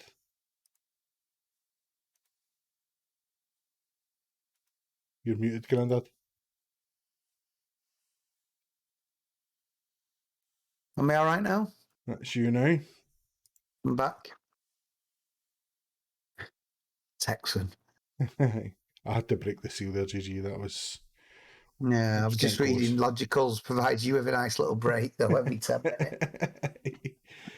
Right, so Cabal's question: given the current climate that we find ourselves in with the pandemic, how do we think it will help inform a move from bothering to dress respectively in favour of just wearing something nice and loose and casual with a nice breathable pair of sandals? Do you feel that might impact your sock sales, Grandad? That's a very interesting question, that though, because I thought about that, like with the working from home stuff. I've noticed that a couple of months ago it was all, it's 100% remote and all that, but now I'm getting emails about jobs and it's city centre based. You know what I mean? There's no mention of remote working or anything like that. But I've always dressed casual, so I'm probably not the best All the jobs that I've had have always been casual. Mm-hmm. Do you know what I mean? Yeah. But I think work's work in a lot of places. You can't imagine a banker sat there, can you, in even a pair of GG socks? But I do know that, like, Pikachu Combe works in a respectable job, and he's wears his GG socks to work. That's what he's promised me that. I've worn my GG t-shirt to work before. Oh, Yep. It's did anyone ask where they could get one? I pointed them in your No. direction, mate. I don't know if you got any sales out of it, but I've worn my t-shirt to work as well. My Scottish Duke t-shirt, my GG Design Scottish Duke t-shirt, and people have been like, "Man, that's a really cool logo. Where did you get that done?" And I'll point them in your direction as well, man. I'm always trying to put money in my pocket. Yeah, nothing as yet, mate. You'll get the commission if it happens. That will happen. Good times. No, like. It's one of those things. Like I don't know if it's kind of held me back, but like my work is a place where like the bosses tend to like wear a shirt and tie and stuff like that, and I'm not sure. Like I can't even fucking look at it. I don't even have a neck. Do you know what I mean? Where am I going to wear a tie? Do you know? Like fucking tie it around my head like Rambo. Do you know what I mean? Like it's just it's not going to fly. So like I don't. GG ties. What do you reckon? I do all right. GG bandanas. GG bandanas. I don't like bandanas though, so I'll never endorse. Never endorse that. No. No. So is it only products that you truly believe in that you endorse then, Grandad? Yeah, such as socks. Yeah. I was noticing just how fucking jacked you were looking when you were walking in back through the door. Me? You've obviously been just mainlining Hugh post workout. Yeah. Fucking. Yeah. Bloody hell. GG Budgie Smugglers for their beach in Ibiza. GG Budgie Smugglers, yeah. A nice set of GG Budgie Smugglers. Beautiful. A GG bow tie. Last time I wore a bow tie was when I was a page boy, when I was about 7. It was a velvet one. I still remember it. A velvet one, on elastic. I don't think I've ever worn a real bow tie. Like I've worn not a clip-on, but the ones on the elastic, as you say. Like yeah. I've never worn a real bow tie though.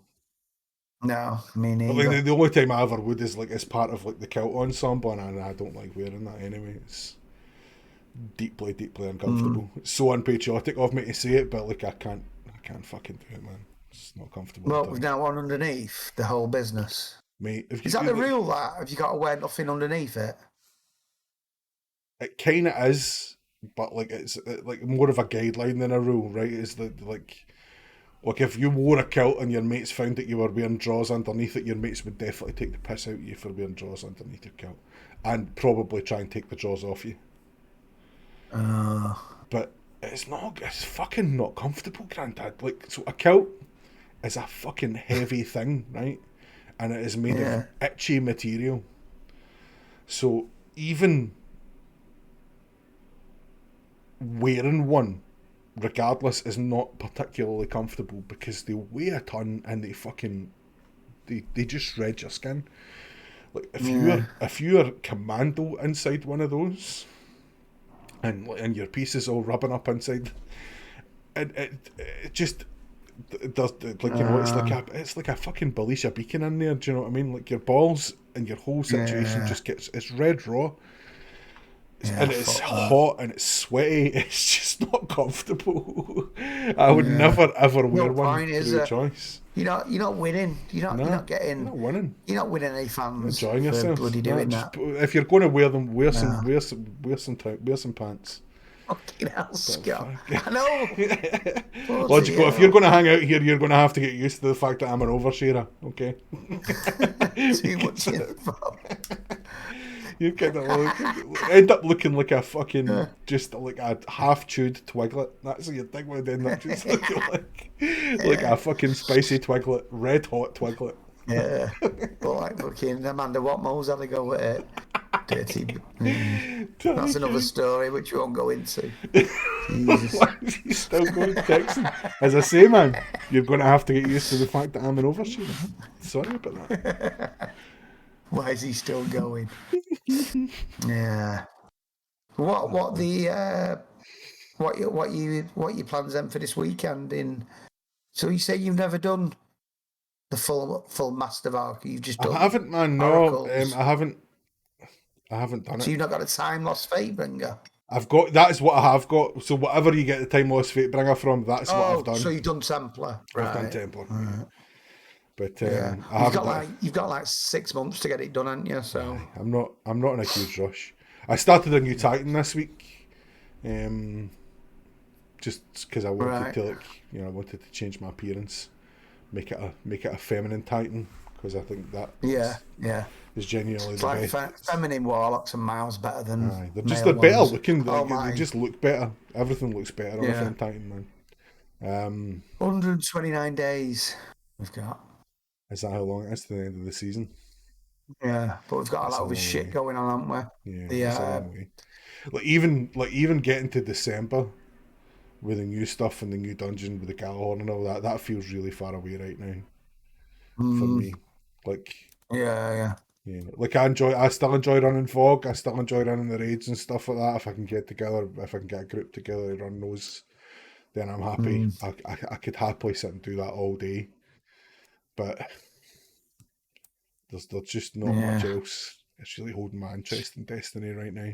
But you get that. I mean, I've played, like yourself, I've played Destiny for a long fucking time now. You get used to there being content droughts. This will be the first time I'm going through a sort of content drought in inverted commas as a streamer. Right. And as a Destiny streamer.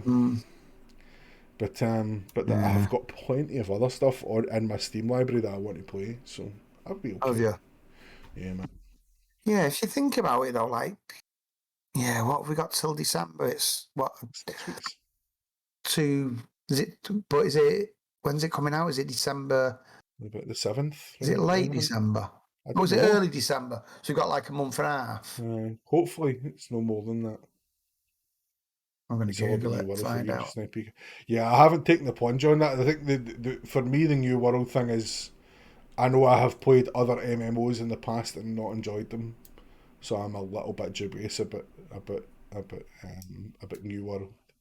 I've got Fallout, which because I've played Skyrim, I've got Fallout 4 that I might give a go. I've still never finished Horizon Zero Dawn. I've got all the Arkham games that I want to play through. So I think there's enough to keep me going. Maybe do a couple of Destiny streams a week and maybe one other one. Yeah. It's December the 7th. Is it December 7th? It comes out. It's three days before my birthday. It's December 10th. Mark it in your diary. What do you think is? There's a question to you then, Grandad, because you obviously play a lot more Destiny than I do. What do you think? What do you make to this season in D2? And a supplementary question, actually, I saw on Twitter, someone had a Twitter poll up earlier on. What do you prefer, like, in terms of the storytelling? Is like to be able to play through that at your own pace, or for Bungie to sort of time gate it week to week like they have been doing the last couple of seasons? I think the time gating thing is the best, especially with this seasonal model. Because if you just bang through it all in one go, there's nothing to look forward to, is there? Exactly. That's why I didn't mind getting Vex till later, because many runs did that end up taking you? 57, but it made me look forward to the raids on a Tuesday. Do you know what I mean? I've not been. You could have told your face. What do you mean? What are you talking about? No, that was all an act. You're not really a mardy bastard. You just play one on the internet, Grandad, right? Yeah, I'm not really a miserable old bastard. Same. So I say as well. I'm not really a fucking idiot. I just play one on the internet. But it's like, if you remember, like Season of the Drifter and things like that, the old model. That was brutal. Where it wasn't this like weekly. This way's like what was it? It was like Black Armory. Aye. Sorry, not Season of the Drifter. It was Black Armory, wasn't there? Black Armory, I think, was their first kind of experiment in trickle feeding content, because like you got your forges week after week. Yeah. And then they kind of dug in with that in season of the whatever the Sundial one was. Yeah, that's right. Yeah. Season of the Drifter was grim. What, Johnny? You think which way's better? Like they did with Black Armory, or the way that they do this now? way that they're doing just now. This way. Oh yeah, this way is way better. I read that as that way. That way. Did you play D1, Grandad? Yeah. From but I was a late adopter just before Rise of Iron came out. I bought Destiny the collection. Yeah, because I weren't interested in video games really until something happened, which meant I had to have quite a long time off work. And my mate had been mithering me to get an Xbox, and I was like, nah, gaming's not for me. Fucking for kids gaming. And then when I had that big long layoff, I bought an Xbox and got into divisions. Yeah, the first division. And then I met such a fucking a guy who I'm still in a clan with now in division, and he recommended Destiny to me. Even though, because Destiny came before division, didn't it? Yeah, so for me, I played the beta of Destiny 1, but then didn't buy it at launch. Although I'd really enjoyed the beta. I got it for Christmas. I got it for my birthday that year, which is in December. So I started playing in December of the year Destiny came out. And that was really because Nada, who was in chat earlier, Nada had bought it and it didn't really do it for him, and he was like, you'd really like it because he knows the kind of games I like. Him and I are mates in real life. And he sort of said, you'd really like it. So I'd said, right, I'll get it for Christmas then, see how I go. And I kind of never looked back. But while I was playing Destiny, he was away playing The Division. And then in that kind of gap between running out of steam on Destiny 1 and Destiny 2 coming out, I bought The Division 1 and played Division with Nada. So I now have a soft spot for the Division games. Division 2 was excellent. Division 1 was great. It suffered from having a light end game, and Division 2 was brilliant as well and had the exact same problem. Yeah. I played Division 2 on the Xbox and bought it again on the PC and didn't really bother with it on PC. So I've still got it, but because they still do updates to it, don't they? The last time I played it was I picked up the Warlords of New York DLC. Yes, and I played through a big chunk of that, and it was fantastic, man. It's like a reminder of how good the Division could be. Yeah, honestly, that raid for that what was it called? I can't remember the name. I think it was called Dark something or whatever. Yeah, I never played the Division. But it was a great raid. It was brilliant, really good, really good. Division 2 and it was hard. It was a hard raid, really hard. I think Division's like the closest pretender to Destiny's, game as a service, FPS stroke MMO or like shooter stroke MMO type game. Division's definitely the closest pretender. I just don't think there's anything that really comes as close as the Division does. I think that there are a few things that if the Division could crack, then there'd be very little reason to ever come back to Destiny. Like if they could crack that end game thing, about that end game cycle and good end game content, then the gameplay's great and the min-maxing's great in Division. In Division 1, that feeling of having a decent drop in your bag and extracting it from the dark zone is fucking brilliant. That was, if you had like a really good MP3 or something in your bag or whatever. Yeah, for sure. That's some of the best times I've had in video games. That is in the dark zone. Division 1. Survival in Div 1. Did you ever get into survival? No, I didn't really get into that. Maybe a couple of my mates did, but survival was brilliant. Yeah, Saber definitely. Aye, for sure, Saber. That's what made it different, I think. Right. Because it was PvP with but stuff that you could use in PvE, but you had to get it out. You know what I mean? And it's fucking brilliant. It's great, man. It's great. Yeah. It's like you think about like Destiny's version of that PvE VP is Gambit. Do you know what I mean? Yeah. Division kind of did this better. like the PvE VP. Division did as Yeah. much better than he did Bungie. Gambit was a good idea, wasn't it? But they just need to give it some love. Yeah, Like, I think the first couple of games of Gambit anyone played, you were like, oh man, this is awesome. I could see me playing a lot of this, and then like the reality set in where you're just like, no, I can't see me playing much of this at all. They could do a few things that would make it better, like bringing some sort of, so it's not all about the invades, you know what I mean? So the invades are important, but there's also something else that mixes it up, like how many motes you put in it. Aye. It does something. I don't know. Like one of my mates said about if you put 10 motes in, it gives a debuff to the other team, or something like that, and gives like a buff to you, or things like that. Yeah, that would be good. And the spawns as well. The spawns are the biggest problem because Gambit maps are by nature are small anyway. Yeah. But like Destiny has a problem with spawns in general and PvP maps too. Yeah. And many times you're being spawned and you're like you're right in front of the guy who's still in the same super that he just used to kill you 2 seconds ago. Yeah. Do you know what I mean?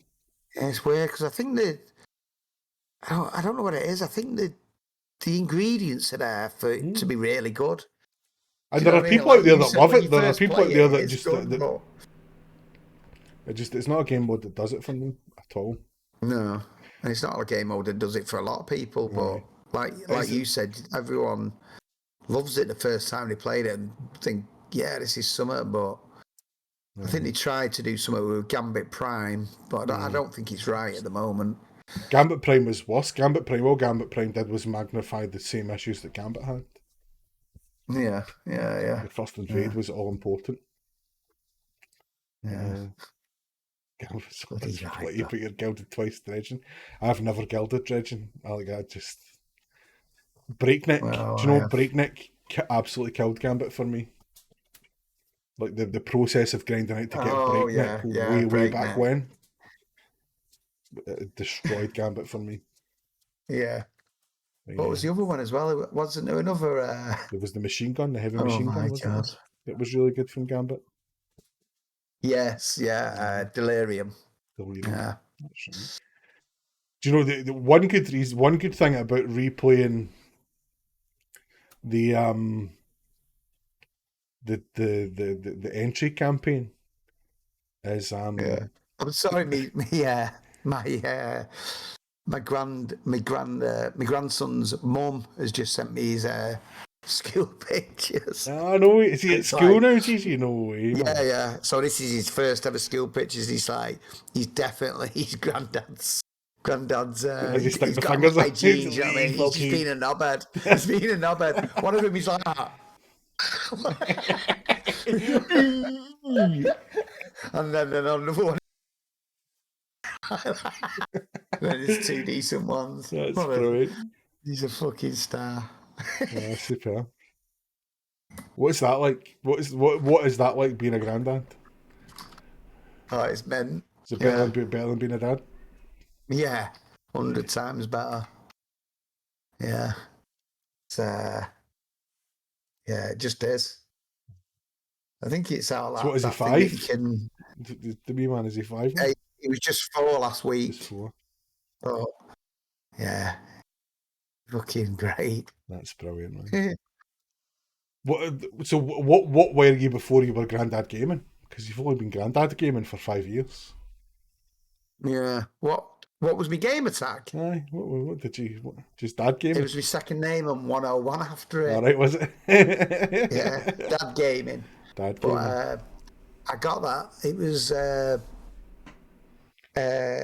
what's the word? Inherited off my nephew. Because like I said, I wasn't into gaming, and then when I got that Xbox, I switched it on and all that, and he asked me if I had Xbox Live. I ain't got Xbox Live, and I spoke to my nephew and said, I need this Xbox Live. He said, oh, I've got an Xbox Live you can have. Here's the gamer tag, and here's the thing that's got like a year on it. So I was stuck with this Hewlin 101. That was my name. 101. I've never really had my own gamer tag. because like I never needed one before, and so like obviously Yeah. like you know the story, like so Scott is not my real name, like that Scott the Dude is my son, and that has been Yeah, his oh, gamer yeah, yeah, yeah. his gamer tag since I bought him an Xbox 360 when he was 4 years old. He's Right. 14 now. Got the And dude. I just started playing Destiny on his account, and then got to know people and got to befriend people, and the name has just stuck to the point where like I can't change it now because too many Yeah. people know me as that. So I've never had my own gamer tag. Right, right.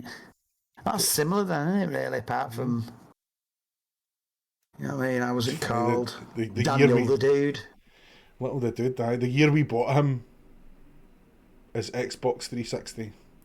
So the day he was born, because I'm a responsible parent, I bought a Wii. So on my way back from the hospital, like after he'd been born, I'd nipped into Argos and I bought a Wii.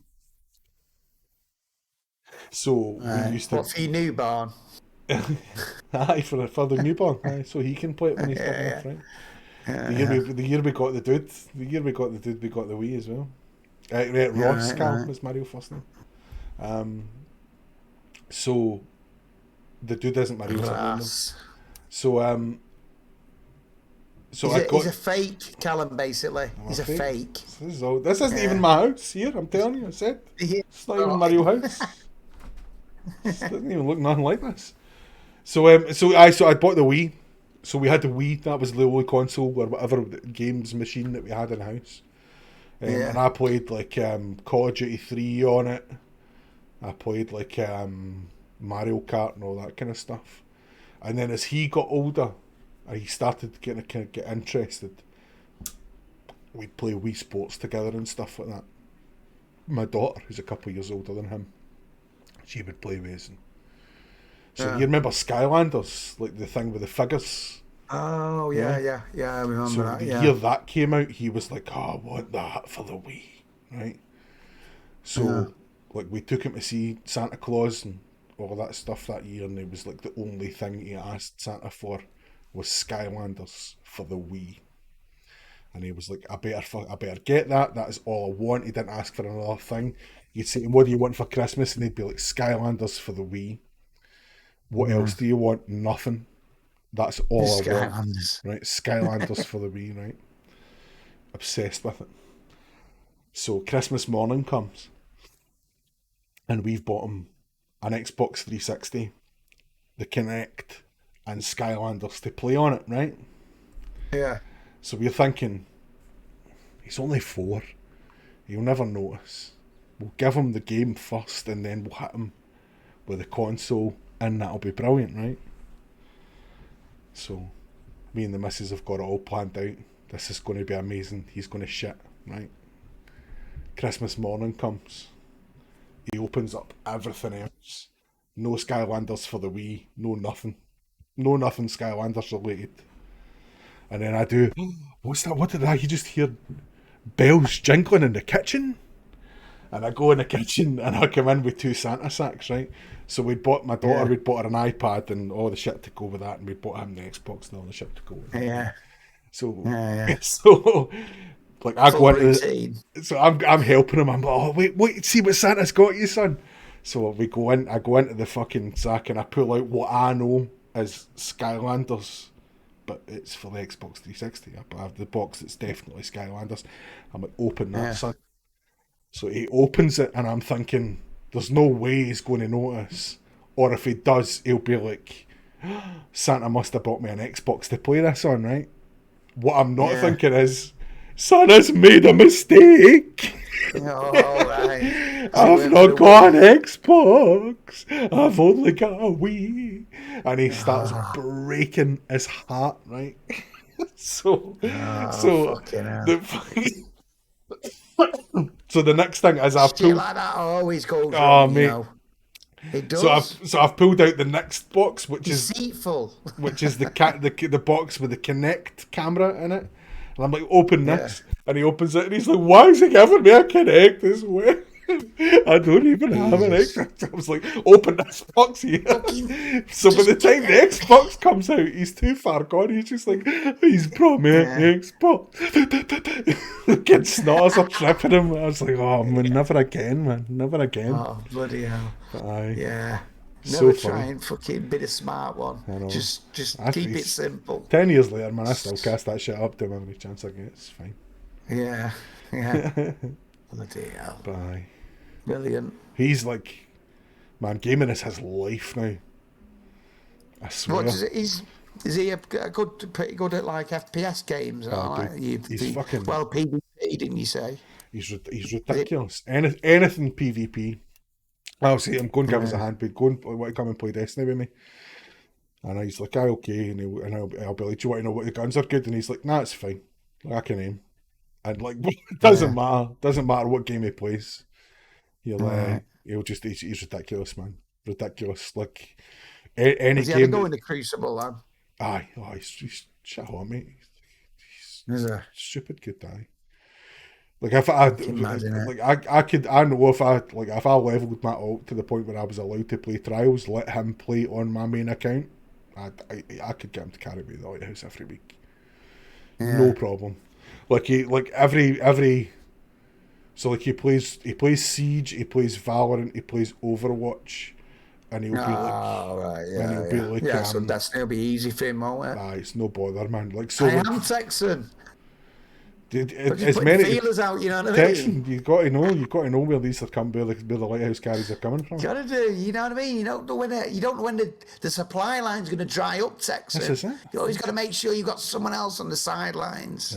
We'll speak after stream, Scott, about this. Well, we'll get him. You And can I bring the keep proper telling Scott him like down. he's Bring the proper Scott down. Let me talk to I him. don't real Scott, real Scott. But it's that way. Like I'll say to him, mate, you should stream. You wouldn't like he's kind of shy, like, and he doesn't want to like his mates to take the piss out of him and typical kind of teenage things, you know.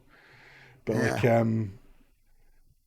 I'll say to him, like, you should stream. You wouldn't need to like have a camera on or anything like that. Like, but like because like as good as you are, players watching that game, players watching those kind of games would viewers watching those kind of games would watch you.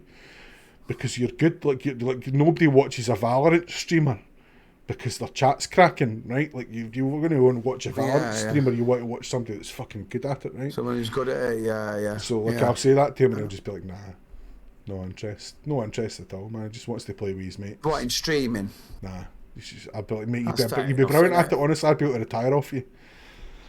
And he's just like, nah, nah. Just want to play with my mates. Okay. Fair enough. Nah, Fair enough. There's too many streamers these days. It's best not to encourage them. too You know much what I mean? competition. Keep the pool fucking small. What did you think of that the other week? Like my clanmates making this fucking stream team now, bloody streaming, taking a lot of eyes off me. You know what I mean? Houndish, They isn't need to stop it. Houndish is. No, just No? well, it's all the rest of them. There's about 10 of them who are doing it. They need to stop it. Only Texan. It's fucking ridiculous. Bastards. You know what I mean? I'm the streamer, not them. But GG's Monopoly on Twitch. Exactly, Callum. I'm amazed they came on here, appearing on a competition stream tonight. I know, fucking nearly didn't. Yeah. Only because I nearly forgot. Callum Exactly. didn't. You fucking nearly didn't because you Callum nearly didn't, forgot. You remind me. can't. But no. Streamers are tossers. Nice one, Cabald. Fucking you're a tosser. No. Is GG going to start supporting it? Newcastle now there, Rich. Have you had a drink, Standon? You're going on about? You're standing as long as the rumours about Stevie G going there are not true. That's they can be as rich as they want. Chaps couldn't carry his mum's carrier bags, mate. Shopping bags. That's because Chapsy's mums get fucking Well, 1700 wains, and those are some heavy shopping bags. Why has she got a load of kids? Chaps is getting 9 brothers. Has it? It's not 9, but it's like I think there's 7. I think there's 7 of them. Oh, right. Chaps is one of 7. They can have Lampard. Ever fucking do is play games and talk about fucking streaming. Right, standing as I say, as long as they stay clear of Stevie G for a couple of seasons. Reminder of another season or two at him. He's got the Bunny Lounge for a reason. Exactly. Is he doing all right then, Gerard at Rangers? Obviously, I don't keep tabs on what happens in the Scottish League. He stopped Celtic getting 10 in a row last season. As far as Rangers fans are concerned, he's basically He's a Jesus. god.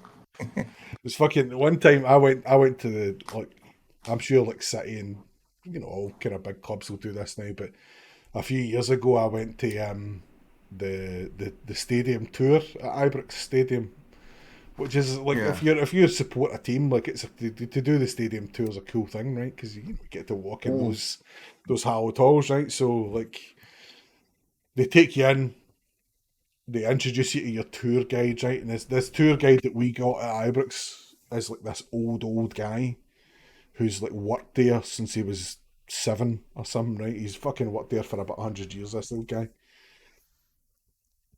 So he kind of knows everything, and he knows all the stories that they don't normally make public. So he's got like his chat's brilliant, his banter's cracking. He's taking you all around the stadium, telling you but it's a real kind of behind the scenes kind of stuff, right? Dead funny. Yeah. Just like typical old Glasgow guy. So Rangers have this mascot called Broxy Bear. And it's like a big teddy bear in a Rangers strip. So like the kind of the denouement, the climax of the fucking the tour at Ibrox is they let you run down the tunnel with like Rangers songs playing at your back, let you out onto the touchline, right? So we get out onto the touchline, you're on the park. This is amazing, right?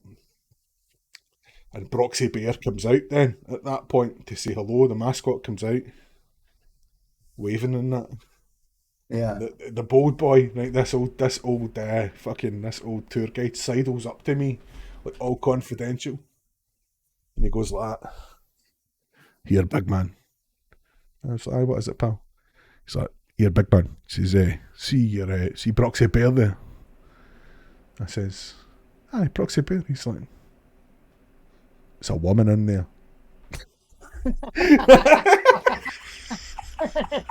It's like, why did you think I would care about that? It's like, aye, we're giving her a wee try just to make sure she can. Just to make sure.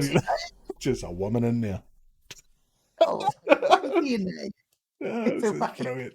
It's absolutely brilliant, man. Bye.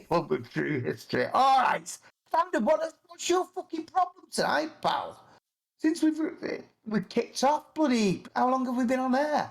An hour and 20. Yeah. How long? Hour 50.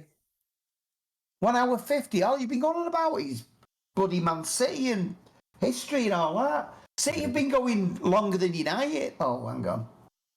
No, that might be wrong. Yeah, no, we have. We were formed. Our original club was formed before Newton Heath. Right. So, and I had a season ticket for 14 years before we won anything. So, do you still go to games? I loved it. I used to actually enjoy going to football. So when we started winning everything, I stopped going.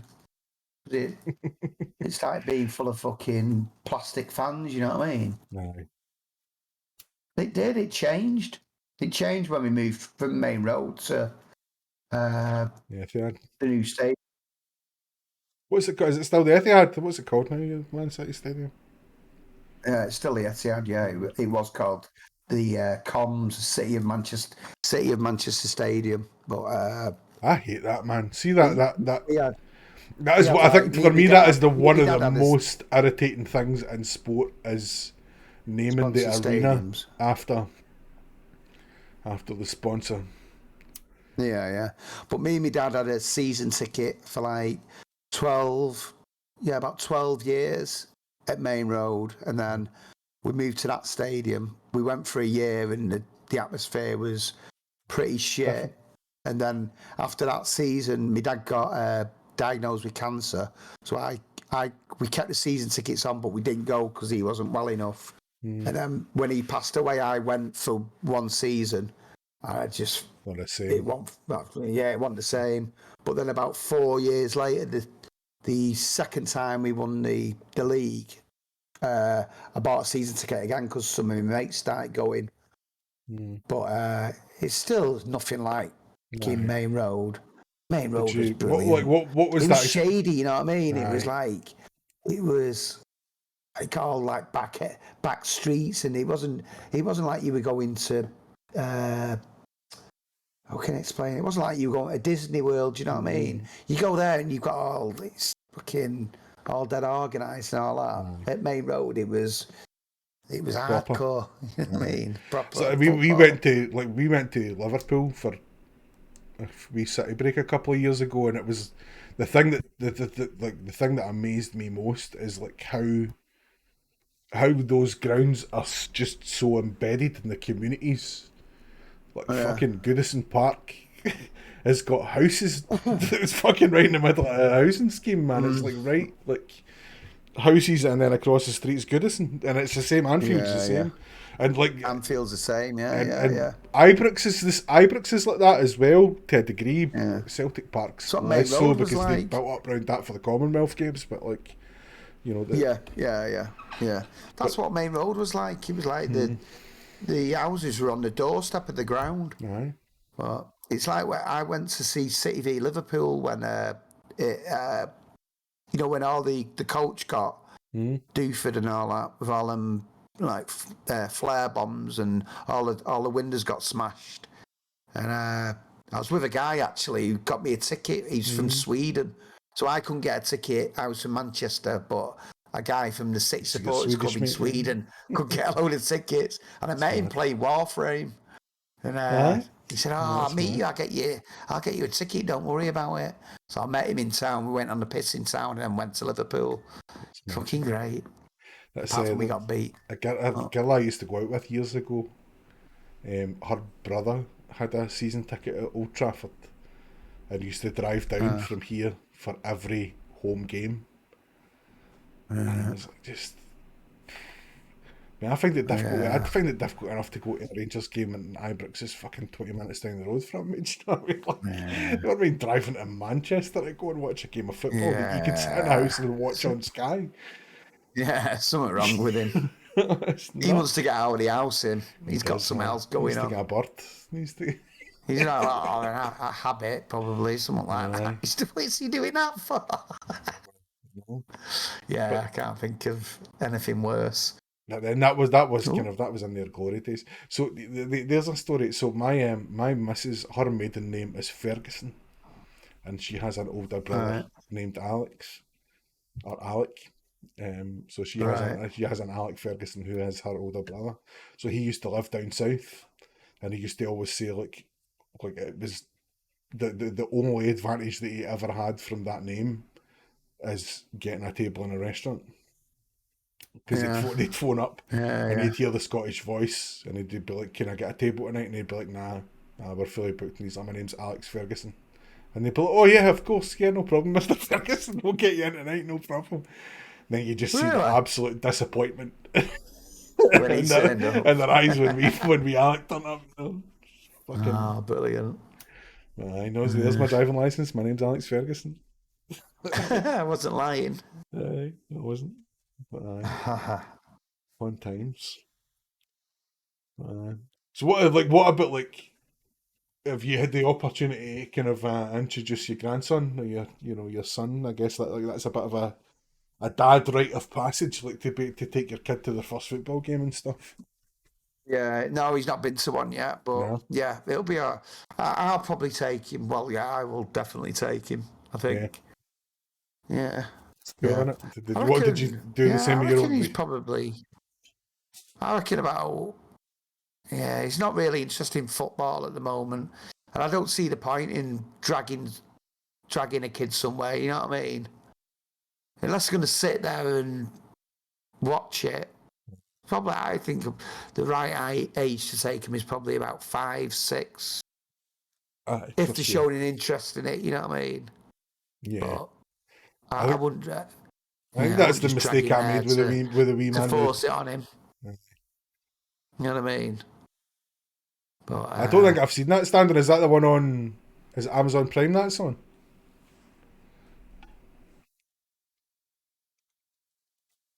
Fergie's goat fight makes you think I haven't watched that otherwise. yet.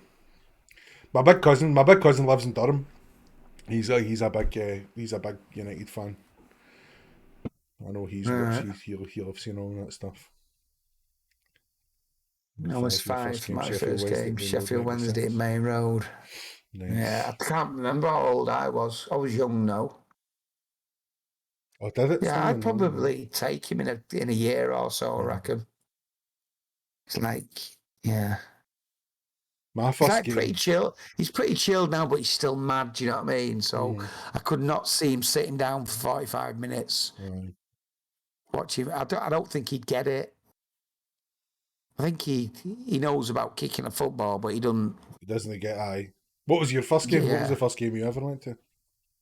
I can remember it was Watford v City, and we went top of the league, and Joe Corrigan got injured, and Bobby McDonald had to go in net, and we beat Watford and went top of the league. It was my third game of the season, and I Yeah. thought every game was going to be that exciting, and it wasn't. Aye, third division. No, Yeah. my first game. So but when I was a kid, my granddad lived across the back from Hampden Park, so he used to get like residence tickets to sort of compensate him from hundreds of people parking in his street kind of thing. So I remember us going to it was Scotland versus Romania, and it was Kenny Dalglish's international testimonial. We won 2-1. We beat Romania 2-1. My first club game was an Old Firm game. I think it must have been. I was only little, so I was only maybe 7 or 8. And it must have been a cup game because it was at Hampden, but it was an Old Firm game. But I was forgetting that my aunt that was taking me was a Celtic fan, Right. so we were sat in the Celtic end, and the only clothes that I had to wear for the weekend that I was down staying with them to go to the game was a Rangers strip and a cardigan and a cardigan that only buttoned to there. So I spent that whole game like that. Just stood in Hampden watching the Old Firm game like that. Oh, Um, brilliant. but and I think we won Yeah. that day as well. Rangers won that day as Yeah. well. Yeah, I remember going to Old Trafford because, like, my dad was, like I said before, he was like big into his golf, but Mm. he also had he came from Ancoats, and he had a lot of like mates in like the Quality Street Gang and things like that. He wasn't a gangster, do you know what I mean? But his mates were who he grew up It with, was gangster and adjacent. yeah. So. I remember I used to have to go to pick up my tickets for things like that when it was away games from a garage in Ancoats, Trade and Save, I think it was called. It was two brothers called Vinny and Louis Schiavo, two Italian brothers who were Definitely basically gangsters. Vinny and Luis just Gavo honestly, are definitely just gangsters. Google the names and yeah. So it was Vinny who owned Louis who owned the garage. And I used to go and pick up my tickets off him. And we went to United one day, and it was me and my mate, and we ended up in the United end, and tickets courtesy of Billy Garton. That was the name on the envelope. He was like an ex-United player. And City scored, and I just instinctively just jumped up, you know what I mean? And then at fucking half time, all these United fans were like, fucking there's a bastard. But we're going to get our heads kicked in. Aye. But yeah, we didn't. We just ended up, when full time came, we just legged it out of the fucking gate. Nothing happened. Awesome. But it's just, yeah, it's what it is, isn't it? It's just reactions. I think like, as I've gotten older, I've definitely become a lot more. Football's like definitely much more of a casual interest to me now. Like I couldn't even tell you.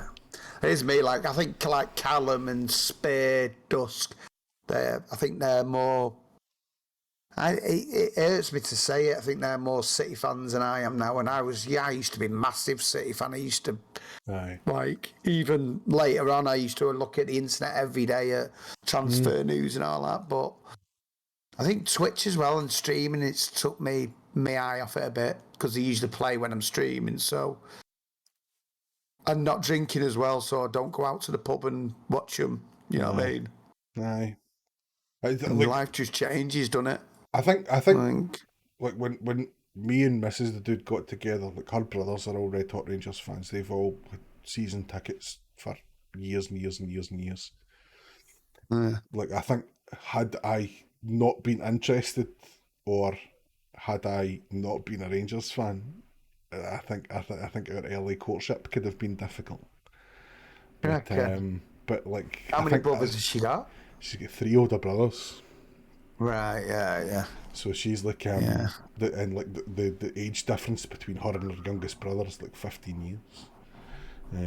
So she's my age. She's got a brother that's just coming up on 60, one that's just over 60, and one that's like in his mid 60s.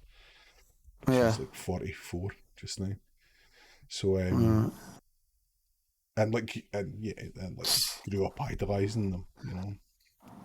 Yeah. So I think that had I not been a Rangers fan, and had I not been interested in it at the time when we started going out, our early courtship could have been very different. But like, they used to give us their season tickets when, when it was my birthday or whatever. We used to kind of me and her used to go to games and stuff like that together. Yeah. I remember one year. So as you're probably aware, there's like a big. Every new year, there's always like a big Rangers. There's always an Old Firm game, always a Rangers Celtic game. In the kind of vicinity of New Year, it used to always be on New Year's Day, but sometimes now it'll be on New Year's Eve, and sometimes it'll be on January the 2nd and stuff like that. Right? Yeah. There's always there's always an Old Firm game around about January, and usually by that point of the season, it's usually an Old Firm game that really means something in terms of like how games going to shape out and stuff like that. So when I think it was maybe the first year we were going out, so we'd sort of gotten together in about the October. So we'd been going out a couple of months, 3 months maybe. And she was like, I was like, I'm going to go to the pub and watch the Rangers, watch the Old Firm game New Year. Do you want to come? And she's like, oh no, I'll be busy in that night. So I was like, oh, okay. Like, so like none of my mates were about, everyone was working. So I just kind of went round to my local and just sort of sat watching the game. And like about 20 minutes in, she walks in. And I'm like, what are you doing here? And she's like, okay, just didn't like the thought of you sort of sitting yourself watching the game. I'm like, right, okay, well, okay, it's nice that you come and all that kind of stuff. Appreciate it. Nice to see you. Yes. Blah, blah, blah. And I'm starting to think she might be a keeper. She's alright, this one, you know. Yeah. So, fucking. Yeah. So then that day we got hammered. we got pumped. We got pumped about 3-1. Right? I remember Paul Lambert scoring, like right near the end. Lambert. Right near the end, just to stick the final nail in the coffin. And I was like, well, you know, you can't win them all, kind of thing. And I turned and looked at her, and she sat there with her head there. I was like, okay. Beautiful. I was like, you'll do. You'll do. You'll do. Why? How long have you been married then? So we got married when I was 22, and I will be 44 this year. So in September, just gone, we celebrated our 21st wedding anniversary. Bloody hell. Yeah. That's for fucking murder, wouldn't you? I know. Yeah. 21 Look years. at the bloody time now. I was going to do some Master Sampler checkpoints, but I think I might have to give it a miss. I'll let you get to your bed. Because I'm going to be playing Trials in the morning early. Yeah, I think we're going to have to give that one a miss. Oh yes, your early morning Saturday Trials card, the exact science of getting to the lighthouse. As it was last season anyway. Like this season, I don't think it matters as much, but it's definitely easier on Saturday mornings. Did you just beat Benji in Trials 5-1, nice. Who did? Fieldy just beat Benji in Trials 5-1. Oh, nice one, Fieldy. Smashed him in Anubis. Oh, is that Nice. Anubis from Get Wrecked? From Get Right Game, Get Right Labs, yeah. Nice one, Fieldy. Good times. Well done, lad. must They have must been have been blindfolded. They were hammered drunk. Field day, I probably. love, for I love how Saturday. One of- Texan will never ever, Texan will never in a million years say to anyone, fucking nice one, mate. Tell you GG's, what, big man. fucking great out, mate. He'll always go for the jugular, you know what I mean? He got Klaus strike 3 times. Oh, I tell Keyboards backwards. you. Nice. He Cool. was angry. Right, Grandad. Defo don't have thumbs. Texan. Once again, mate, I just have to say, I have fucking thoroughly enjoyed tonight shooting the shit with you, man. That has been fantastic. But I'm going to let you get to. cheers I'm for going to having me on, going to mate. let you get to your bed, man. Thanks again for coming on. Yeah. That was a piss laugh. Yeah, I no really, problem, really pal. enjoyed myself. Thanks, Before you go, thanks very much for inviting me. no worries, mate. Before you go, tell the people where they can find you.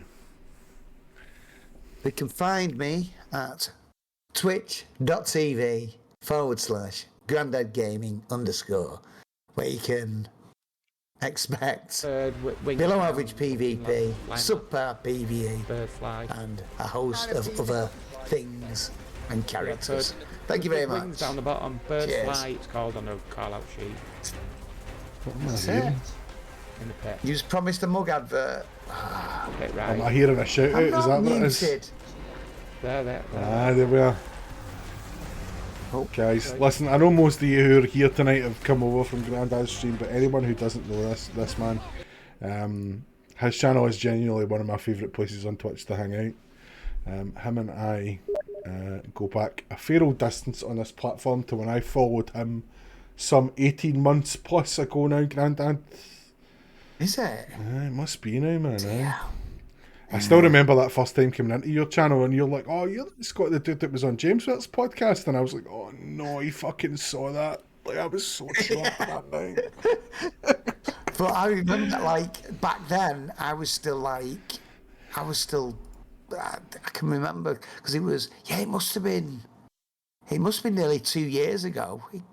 Is it that long? It's mad now, the time flies. So it was right after I started streaming. So it's about 18 months. Yeah. Right after I started streaming. Mental. I know. I was like, Yeah, because I was thinking a few times, I'm gonna put my name forward to get on that, and then I sort of like when I stopped boozing, I thought, fuck that, I'm not going on that. do you know what, mate? The only reason that I got on it that night was because I was spamming my emotes, and so was Project. Like, that's the only reason that shit happened. Like, you could have got on that so easily. Like, I just went there to watch chaps. A few weeks afterwards, fucking people were spamming my emotes, like Gorsty and a few others, spamming my emotes, and Addy said, right, Grandad, get in here. And I just turned my PC off. I didn't even shut it down. I went, fuck that, I'm not going on that. I fucking turned my PC off. But then you ended up in Addy's stream team not long after that, though, didn't you? I don't know. I don't know. Didn't you?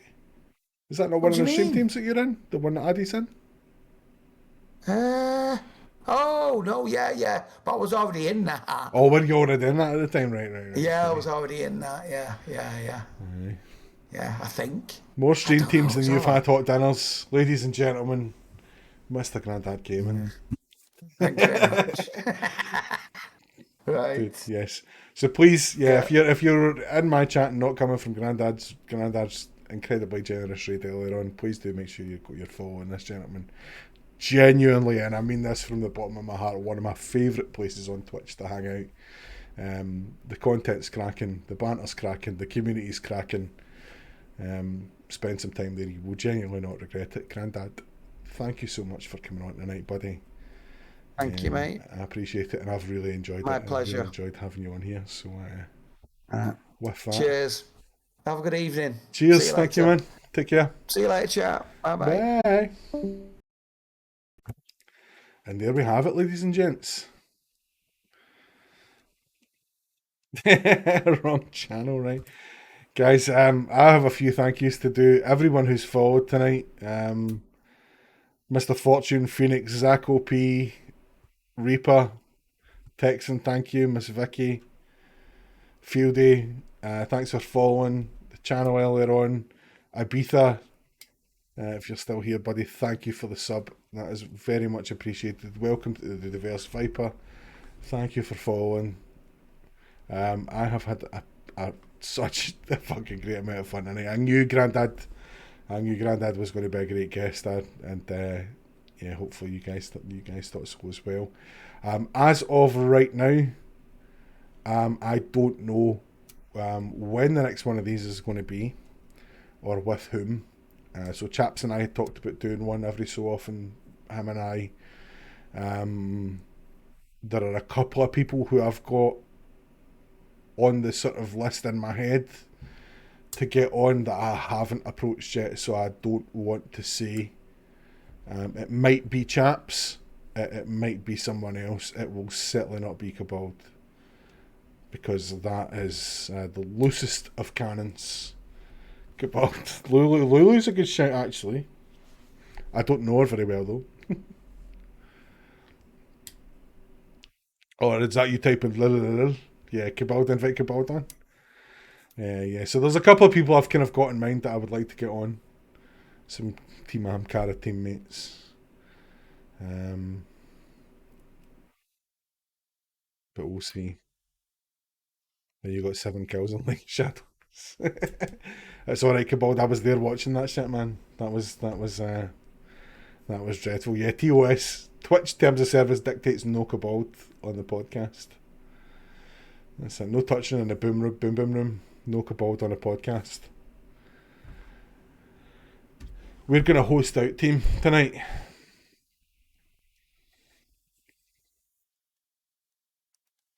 Who are we going to host out to?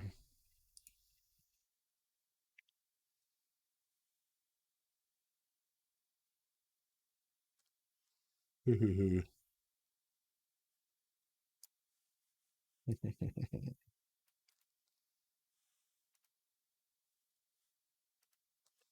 Who are we hosting out to?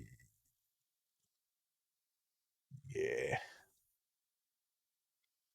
Okay, we are going to go to good friend of the channel and fellow Bunny Lounge member, Mr. Thumbs on Fire. Yeah, Bonge is definitely one of the names on the shortlist. Saber. Bonge, Werther's, Gambit Etiquette, I think would be really good to get on. But I haven't spoken to any of those folks about it yet, so I don't want to make any promises just now.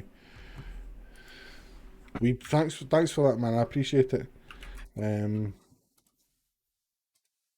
So yes, if you don't know Thumbs, he is a fellow Destiny streamer. He is currently playing a Presage, as you can see just over there, because this is him.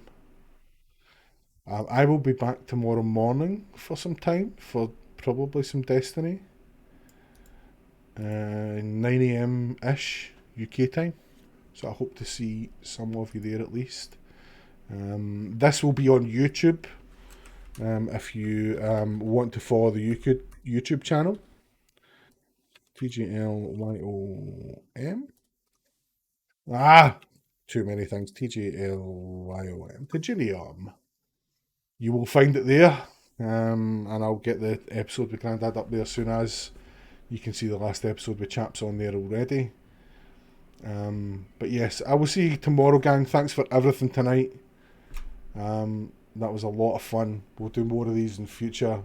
Watch the Twitter and the Discord for news on who's going to be appearing on the podcast. Until then, peace, love, go fuck yourself. Scotty out.